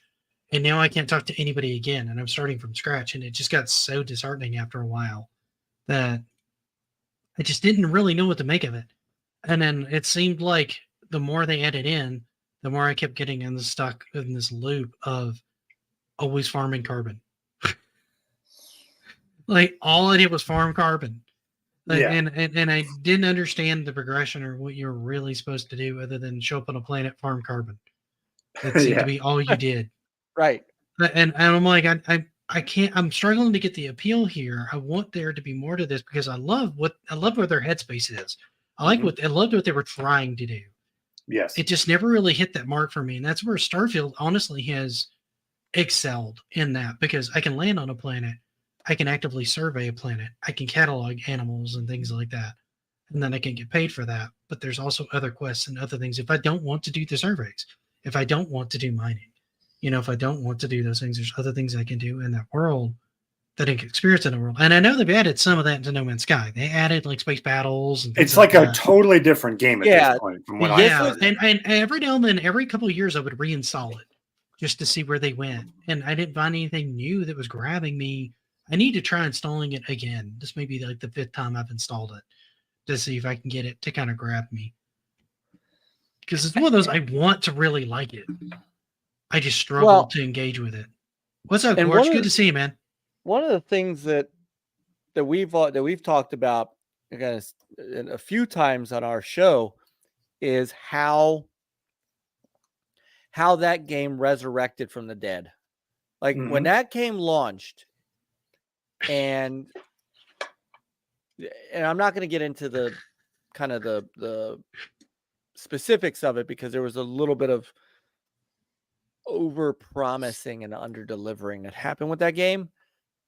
They went silent to the point to where a lot of people thought that Hello Games had folded, and then slowly but surely they revamped the game, and it's a totally different game than it was when it launched. And from what I understand, a very good experience. No, they've done a phenomenal. That's one of those things. Like, it's kind of a series I kind of wanted to, and I think I've frozen on. No, you're fine. No, you're fine. No, there it is. I just had a bit of a hitch. It's one of the things I kind of almost want to do a series on. I've been thinking about it for a while. I just need to find enough games to do it because it's kind of rare. It happens that of a It's game very rare. that comes out, it almost completely bombs, but then it kind of gets pulled back up from the ashes and becomes something kind of spectacular, right? Cyberpunk is an example. That one's Cyberpunk is a very big example of that. No Man's Sky is one. But No Man's Sky is number one. Sea of Thieves. Yeah. Sea of Thieves is another one. Oh yeah, Sea of Thieves. Yeah, Sea of Thieves. Final Fantasy 14. The reason it's called Realm Reborn is because their initial launch of it completely tanked. And it was going to be one of the first. Wasn't Diablo 3 also, right? Diablo Square 3. in the Final Fantasy line. And they got somebody to take the reins of it and rebuild it. And very when they possibly. It, it's been hugely successful. What'd you say, Panda? Sorry, I was Diablo 3 also, right? In a sense. Yeah, Diablo 3, because it started out with a real money auction house and the loot tables were a mess. It took them until they actually twisted it around and launched it on console to streamline and fix that game. That's one of the times we're launching something on a console and realizing what we're trying to do on PC isn't going to fly with console players. Fixed a game, in my opinion. Yeah. Because I don't think that would have happened had they not tried to launch it on console. Because that's when the Loot 2.0 came out. That's when the real money auction house basically went bye-bye. And you could actually build a character. Then they started adding things like sets and major in-game content. And it became a stellar game. It's an amazing game now. You should read. I know Mike doesn't like the guy, and I'm not saying good or bad, but as far as the book is concerned, Blood, Sweat, and Pixels. Read that book. They go. I need to pick that up. I had that on my list. So good. Who made that? It's a guy you hate. I forgot. What the hell's his name? Schreier. Oh, Jason Schreier. Yeah. Oh God, I'm not reading anything. Yeah, but it's a really good book as far as like it goes behind the scenes of these games, and Diablo 3 was one of them. That's why I was talking about it. And it goes really in depth behind all these games and how they were resurrected and stuff like that, like Andromeda, that development cycle, Diablo 3, Dragon Age 3 or 2 or 3, one of those. Great book, I have to say. I can't speak, for the guy, but the book is good. Yeah, Jason Schreier, Ray Chase is the narrator. If you do the audiobook, he's talented, Schreier. But a tool. Yeah, I hear you, man. I get it. Sorry, it's just as a former game journalist, he just. Oh, you have nothing to apologize for. Yeah, I don't have a whole lot of engagement. I'm just saying it's a good book. So but that's a whole other topic of like modern video game journalism and stuff like that we could go. Oh God. An entire rage. But can I just interject real quick? Mm-hmm. One of the things that Jason Schreier, he put in his high school yearbook was he said that Han from Fast and Furious Tokyo Drift is not canon. And it's weird, Mike, that you and him share the exact same opinion. So I don't know. It's just weird that you.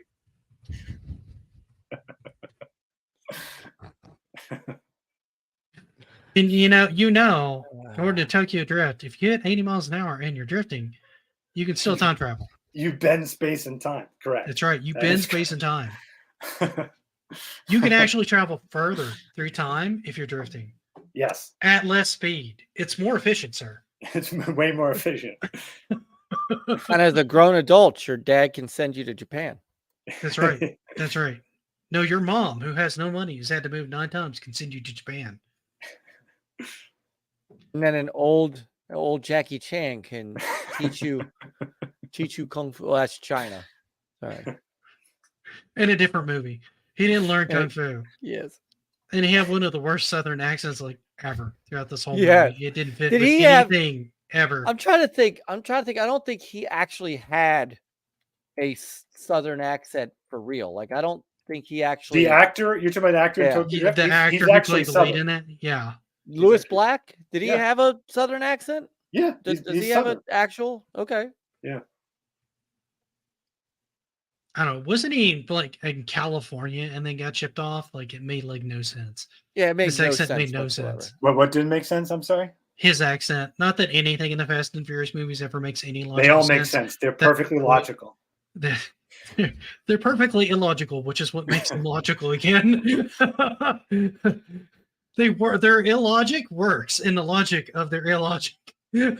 I will not stand for this hate on the greatest film franchise in history. You know, I I bought all 10 of those to go through. Nice. So we haven't gotten any of the ones that I haven't seen yet. Dude, let's I'd make a seen 1 Fast through and Furious podcast. I love it, Nick. Let's do it. That's a rumble. It's been That's a like rumble. every other week when I can get to one of them. Because like me and a buddy of mine, we've been watching. We'll sit down, we'll play some fighting games and do stuff like that. I'm actually thinking about streaming that on Rumble, getting the two of us together, putting Yeah, the camera there in you front, and then doing like just chatting back and forth as we do some stuff. Yeah, great. Because it would be fun. I think that kind of couch co-play dynamic is interesting. I think that think idea is fun. great. Right after our Fast and Furious podcast. Yeah. Well, we got to get through those movies first. I've seen because there's some I've Oh, it missed and doesn't some I've matter. seen. Right, I've seen 1, 2, and 3 multiple times now because I saw those before I watched them with him, Mhm. and then I've seen 5, and then I don't think I've seen any of the others. And for somehow I missed 4 entirely. I don't know how. 4 is garbage. 4 is Well, the only I'm bad gonna movie watch in it the anyway series. because I own it. So I'm 4 gonna and watch it. 7 are not great. So, Well, that's because you do know, Lewis Black was in 7. Lewis Black was in 7. He Was he? was. Who the hell is Lewis Black? he's a comedian. Sean Oh, Lewis Boswell. Black. He was in 7. Oh, Yeah. good to see you, man. Actually, we were thinking about wrapping up here 7 pretty soon. and 9. Hey, Thumb. Lewis Black was. I don't remember him in those movies. He was We in got 7 DJC and Detroit 9. watching Retro Roots on Rumble. Yeah. Who could have been watching earlier if he wasn't two-time Streaming streaming. while we're doing our podcast. Yeah. If he wasn't double crossing all of his That's right. allies, Cheating, who cheating, now cheating. are his adversaries. That's right. His We nemesis. got beef now, son. Oh my God. But anyway, Are we let's No, let's no. do this. Let's get back on topic for a second. I mentioned my Okay. Metroid idea. What Yes. what games would you love to see in the future? I guess with like an existing property, but like taken in a different direction, Yeah. or even like a reboot. Like let's say you said yours, but a reboot. What are your ideas? I'm trying. Well, to, yours has been rebooted. I'm just using it as some just basic example. Gotcha. one that almost could work, and it has no bearing in space whatsoever. But Time Pilot. I feel like you could do something cool with Time Pilot traveling through time and space. I'm trying to see what Time Pilot's all about. Oh, I got What? it. Yeah, I know. What? It had What? 2 or 3 entries. Mike covered all of them on his YouTube channel. Yeah, I But didn't the one see I that. remember the most was the one for the ColecoVision, Yes. right? Yeah. You're That- basically a fighter pilot that goes through various different time periods, and as you fight enough enemies and you defeat the boss, you warp to another time period. Yep. Right. And every time period has that time period's ships that come after you. Right. Oh my God. So Time Pilot is more canon than Tokyo Drift. I can't believe they actually finally made a game that I've wanted to make since I was a kid. I have always said when I was a kid, and you have to sit and endure this conversation because it's very important.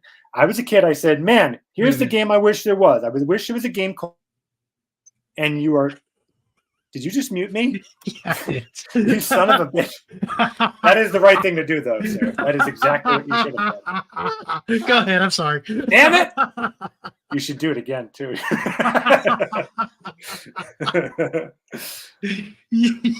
Anyway, as I was saying there should have been a game called like One Man Army And it's basically each stage is you going through time and seeing like with futuristic weapons taking on each time in the past. Like, so it starts off in, let's say, I don't know, Robin Hood times, and then it goes, it goes into all these different periods. It's like you taking on a huge army as one group. There's actually been multiple games that are like that. There's another game that I'll mention to you called Gang Ground.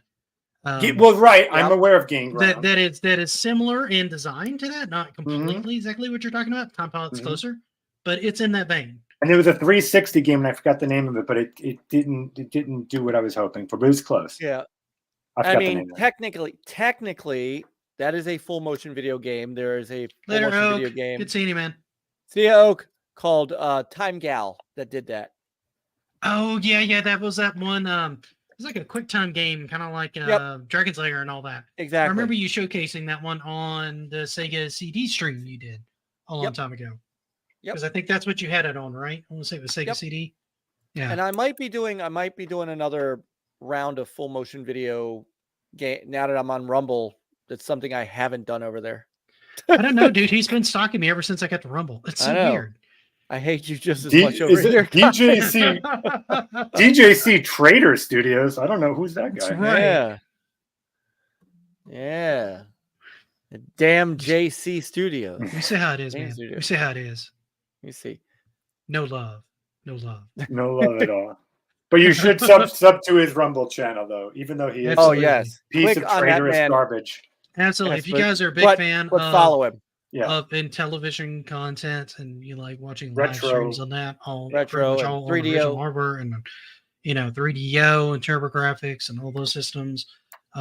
This man here's Rumble channel, who I'm going to is amazing. Don't click on his name and totally don't follow him and totally don't say we sent you. Yeah. Totally don't say that we sent you or did anything at all. Nope. We didn't do that. Nope. We didn't do that. Totally got beef, son. Beef. That's right. It's on. It's on, son. On like Donkey Kong. That's right. For those who remember what the hell Donkey Kong is. And if you don't remember what Donkey Kong is, click on my channel and you can find out. You need to move that over to Rumble so people will find it easier. I did. You did? Okay, cool. Yeah. All right. I didn't see the upload on it. It was one of the first things DJC's going to Pac-Man Guild. I see it now.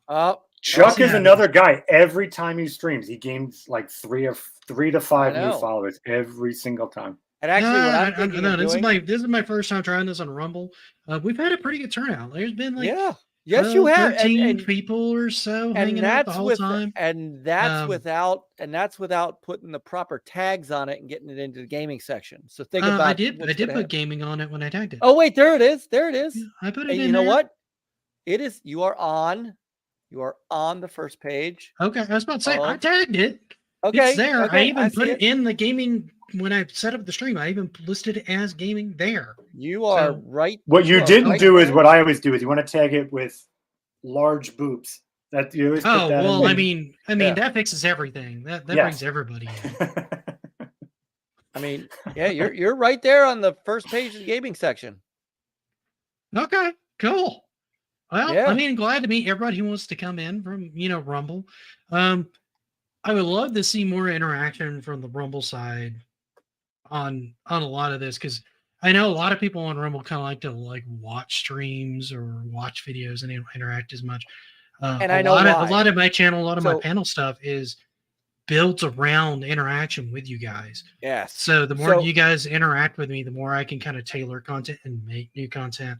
And interact with you guys and find out what you guys like and try to work on ideas that maybe you supply.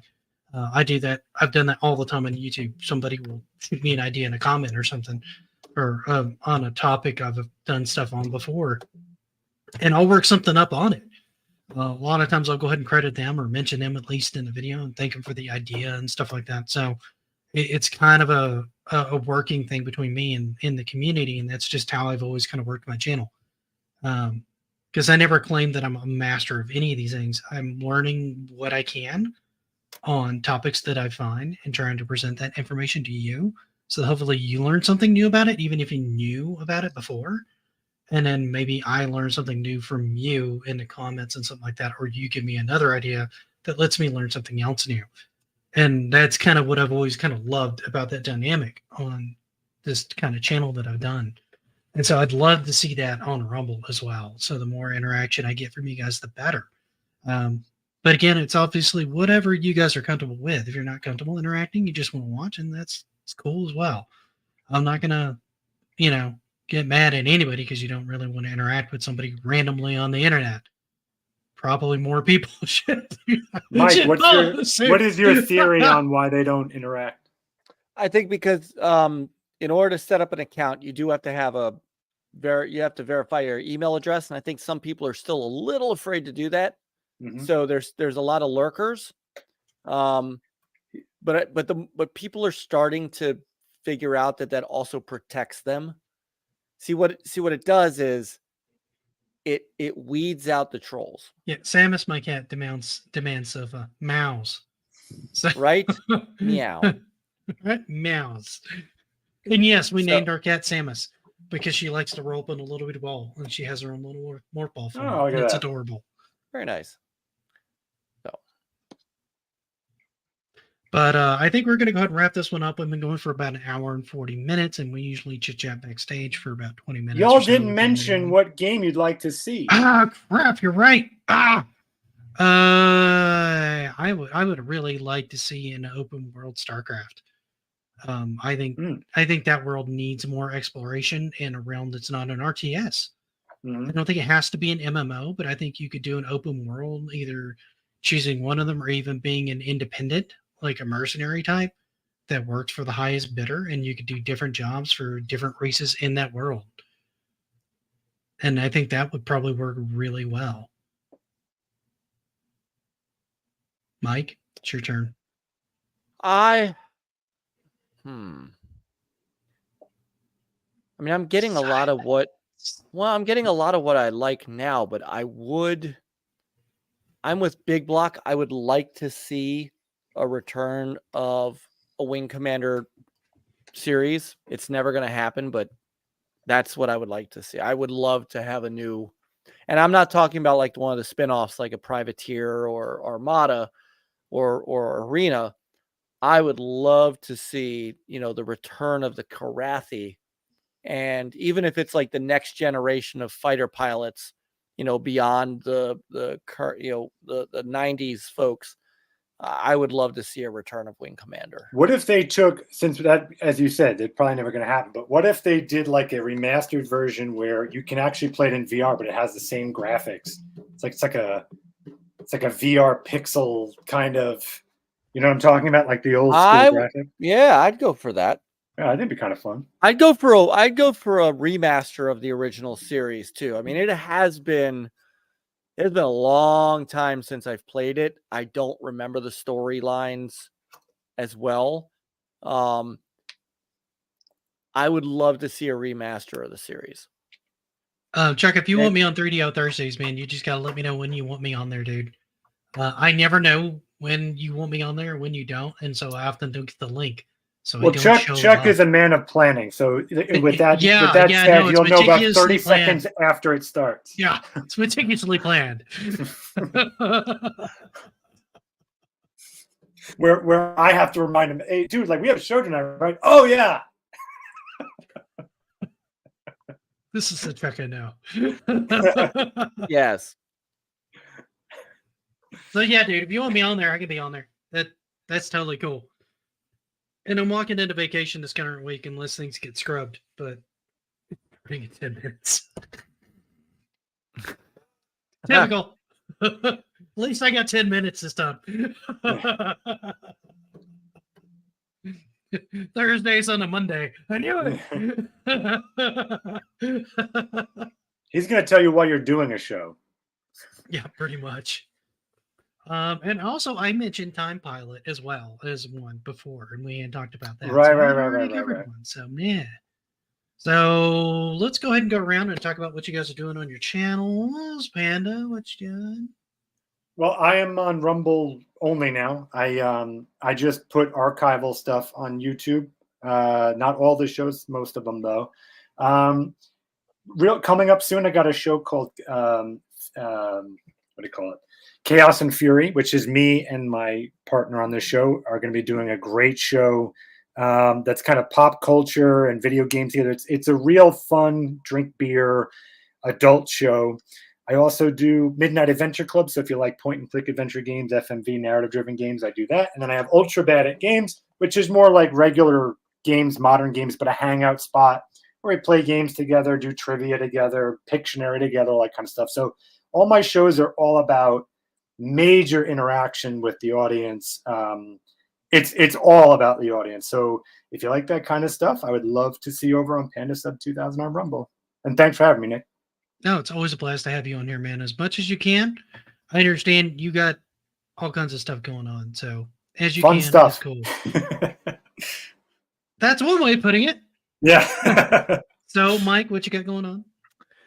Tomorrow night is the NLG show. We'll have me, That's Peter, always and a good time. Chris, and I Sir need to X-Man pop will on be there, on. not only to mooch You off of your do. audience, but just to kind Absolutely. of touch base. I haven't been on there in a while. No, you have not. So we'll figure out a nice Tuesday night when you can do that. We have Sir Next week X-Man is on tomorrow. probably good for me because I'm Next off week. next week. You know what? Next week it is. Sir X-Man will be on this week. He's dying to talk about Starfield, and he didn't get a chance to last week. So I'm gonna give him 20 minutes to just sit there and just blow it all out of his ass. I mean, out of his system. We need to get the hand back on here occasionally. Yeah, too. I really like. He's a good guy. There's a one of list of people I need to get on here. Ham Solo is another one that I need to get on here at some point.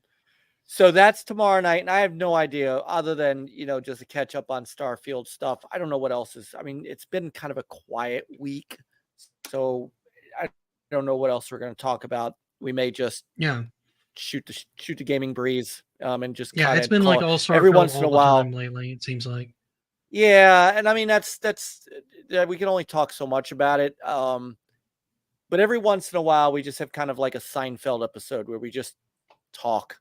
And then and it's 11 o'clock. It's a show about nothing. Number one. This is exactly the show right now. We're doing it right now. Exactly. I thought that was a great episode. Off topic with Mike Mullis. Yes. Yeah. Yes. Well, sometimes they never hit topic one. Let's be fair. It's usually 11 o'clock by that time. So that's Tuesday.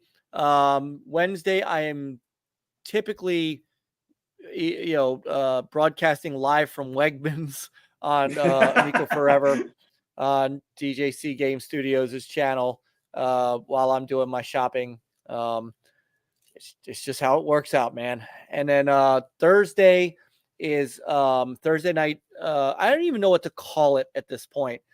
Thursday night, 10:30. I do a single player game stream. It's going to be Starfield. It's just going to be Starfield. Friday is Friday night with Peter and Mike, and that's when Peter and I are going to do whatever multiplayer stream we're going to do. And then on Monday coming will be Mike's Monday Night Retro. It's my every other week. And this time, maybe I'll go back and do some full motion video since now I'm kind of got the taste of it.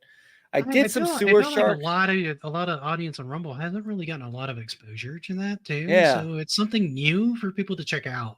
Yeah. Which I think is always kind of cool. It gives people more options of things to check out. Yeah. And I've got plenty of full motion video games to do, including stuff that's on the Saturn, like Corpse Killer. Right. So that'll round out my week. Yep. So I got lots going on. It's all mostly live streaming. Yeah. You live stream so much. Like, I'm concerned one day you're going to say, like, yeah, my family, they all left me years ago. I've just been down here in the basement streaming everything. The thing is, if he does it so late at night, that's why I do it so late at night. Time that he can kind of just sneak in some gaming and he can kind of do that is exactly why it's 10:30 p.m. because everybody's in bed. Me and my wife are like on the same schedule for the most part, so it doesn't work out as well that way. Like, I don't have that time that I carve out. I could probably force it carving out, but the last time I streamed almost every night of the week, my wife is like, so am I ever going to see you again? And I'm like, I should cut out some streams. Probably best. Yeah. So I do think I probably want to do streaming on here. Yeah. I would love some input from the Rumble community on what you guys would kind of like to see. I've done retro gaming, I've done modern gaming, um, pretty much anything, anywhere. I've done a lot of um, over the course of my time online. I had stopped doing it for a while because it was becoming too much work, and it was kind of becoming a problem with family life too. But I would like to carve out at least a day, maybe two out of the week that I can do something. Sea of Stars was kind of on the list. Doing like some old NES and Genesis stuff was kind of on the list. I would love to do like a group get together with like 3 or 4 of us and do something like Shredder's Revenge. The DLC on that came out, and that's a great just go up, just chit chat, and occasionally check out, pop in, and say hi to the audience, or just let them just watch us just randomly spout nonsense as we're going through the game. That can be just as fun sometimes.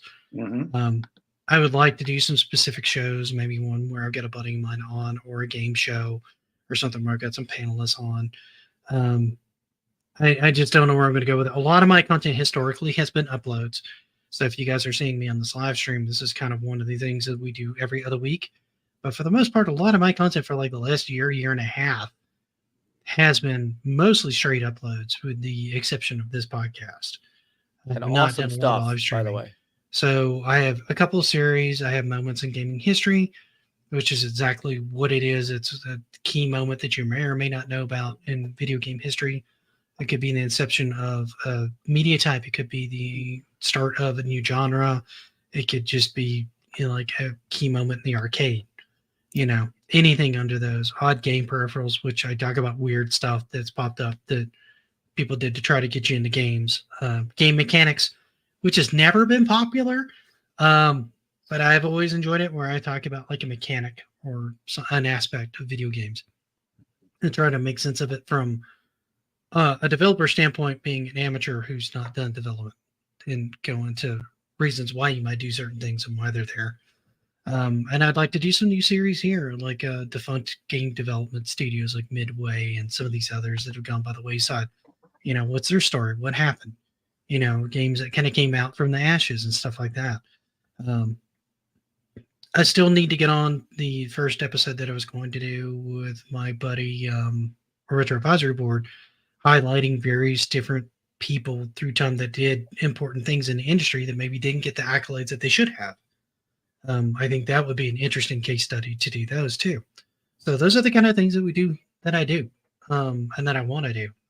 A lot of those I want to bring to Rumble, and then I'm probably going to put them on YouTube after. Right now, I'm trying to make Rumble kind of a priority because it seems like a good place to kind of get a good start, to kind of meet some new people, and a way of kind of getting you guys some content that maybe isn't here on this platform, that maybe I can start getting people some interest in, so there's more people to do it with, which would be awesome, because I'm always for more people doing these things and more ideas coming around. So I have another video coming up this week. It's going to be another oddity. I'm going to start trying to do some recording on Neo Geo at some point soon, and then I want to start writing some new ones up. And I may deviate from the ones I've been doing to try to do something new and start getting a feel for how that wants to come out. So I'm going to try to work a few things in and get them in. The longer form videos take me a long time to do. Usually it's like the last game mechanics took me several months. It took me a couple days to write, and it took me forever to do the voiceover, and it took me even longer to do the editing. The editing took me several weeks easily to get it done. It may or may not look that way, but it was a thing. So it took me a bit of time. I was happy with the result on it, so I was glad with the way it came out. So anyway, look for those if you guys are out here and you're checking out the channel. Follow me by account, follow me by channel. It's kind of the same thing. I don't have a differentiation on there. I may make a separate streaming channel just to separate things, because there's no good way to do that on Rumble right now. So I can't separate a lot. Is there? Yes, you can create multiple channels. And I understand that. That's what I was talking about. Like, I'd have to make another channel to separate things, because I can't do it based on live and upload and do playlists right now. Those separations don't really exist. per se. Not yet. In the Not way yet. I'm familiar with them. Yeah, in a way you're Let me familiar put it with that them, way. right? The videos kinda they're categoried, and they swear playlists are coming by the end of the year. That's great. I'll love to have Yeah. playlists. I would love that. In tags would also be great. Things like that. There's a lot of things like that I'd love. The way to that listen Rumble to. has been touting this playlist is like in the year 2023, someone saying, Eureka, I have an idea of how to put water in a cup-like device to drink instead of scooping my hand in. They're so proud of this thing from the early 90s. Hey, you know what? You know what? They're a new company. They're a small company, and they're making headway where they can. I think they're probably going to be. I think they're going to be a really good platform as they continue to grow, and it's a good platform now. I don't have any major complaints with the platform. There's some niceties I would like to have, but I'm happy to have an account and I'm happy to be doing content on it. So I don't have any major complaints with Rumble as a service. I've met a lot of great people here. The community's been pretty welcoming. It's been Community has been amazing. It's gotten me interested in some games that I might not normally play with, which is kind of why I watch streams and I get to meet a lot of new people. And I like meeting new people that have similar interests and want to talk about the things that I'd like to talk about. So it's great to kind of be here and run into people like that and have this extension of my community. I don't want to leave my YouTube community because a lot of you guys have been the backbone of this channel like forever. And there's no way I'm totally leaving YouTube. I might do some stuff a little earlier and some stuff might come to it a little bit later as I get them started on it. And there might be some stuff that I just want you guys to Rumble and be like, hey, this new stuff's here on Rumble. Check it out. This is a fun platform. It's really just, it's okay. Go check it out, to get you guys to kind of come out here and check it out. Because there's a good core community growing up in there. And it's worth exposing yourself to it and seeing what it's about in the end. I really feel that way. So anyway, we're going to jump out of here, guys. It's been awesome meeting everybody and having you people in the chat and talking where they're ready tonight. I look forward to seeing you guys all again later on. Again, we do this every other week, so there won't be one of these next week. It will be the week after. So be on the look for those. I know a lot of people had no idea I was even going to do this on Rumble. So people were going to be like, wait, he streamed? He never streams. Oh, there you go. But thank you guys for coming out tonight and spending time with us. And I will see you guys next time. Happy gaming. Thanks, Play on, gamers.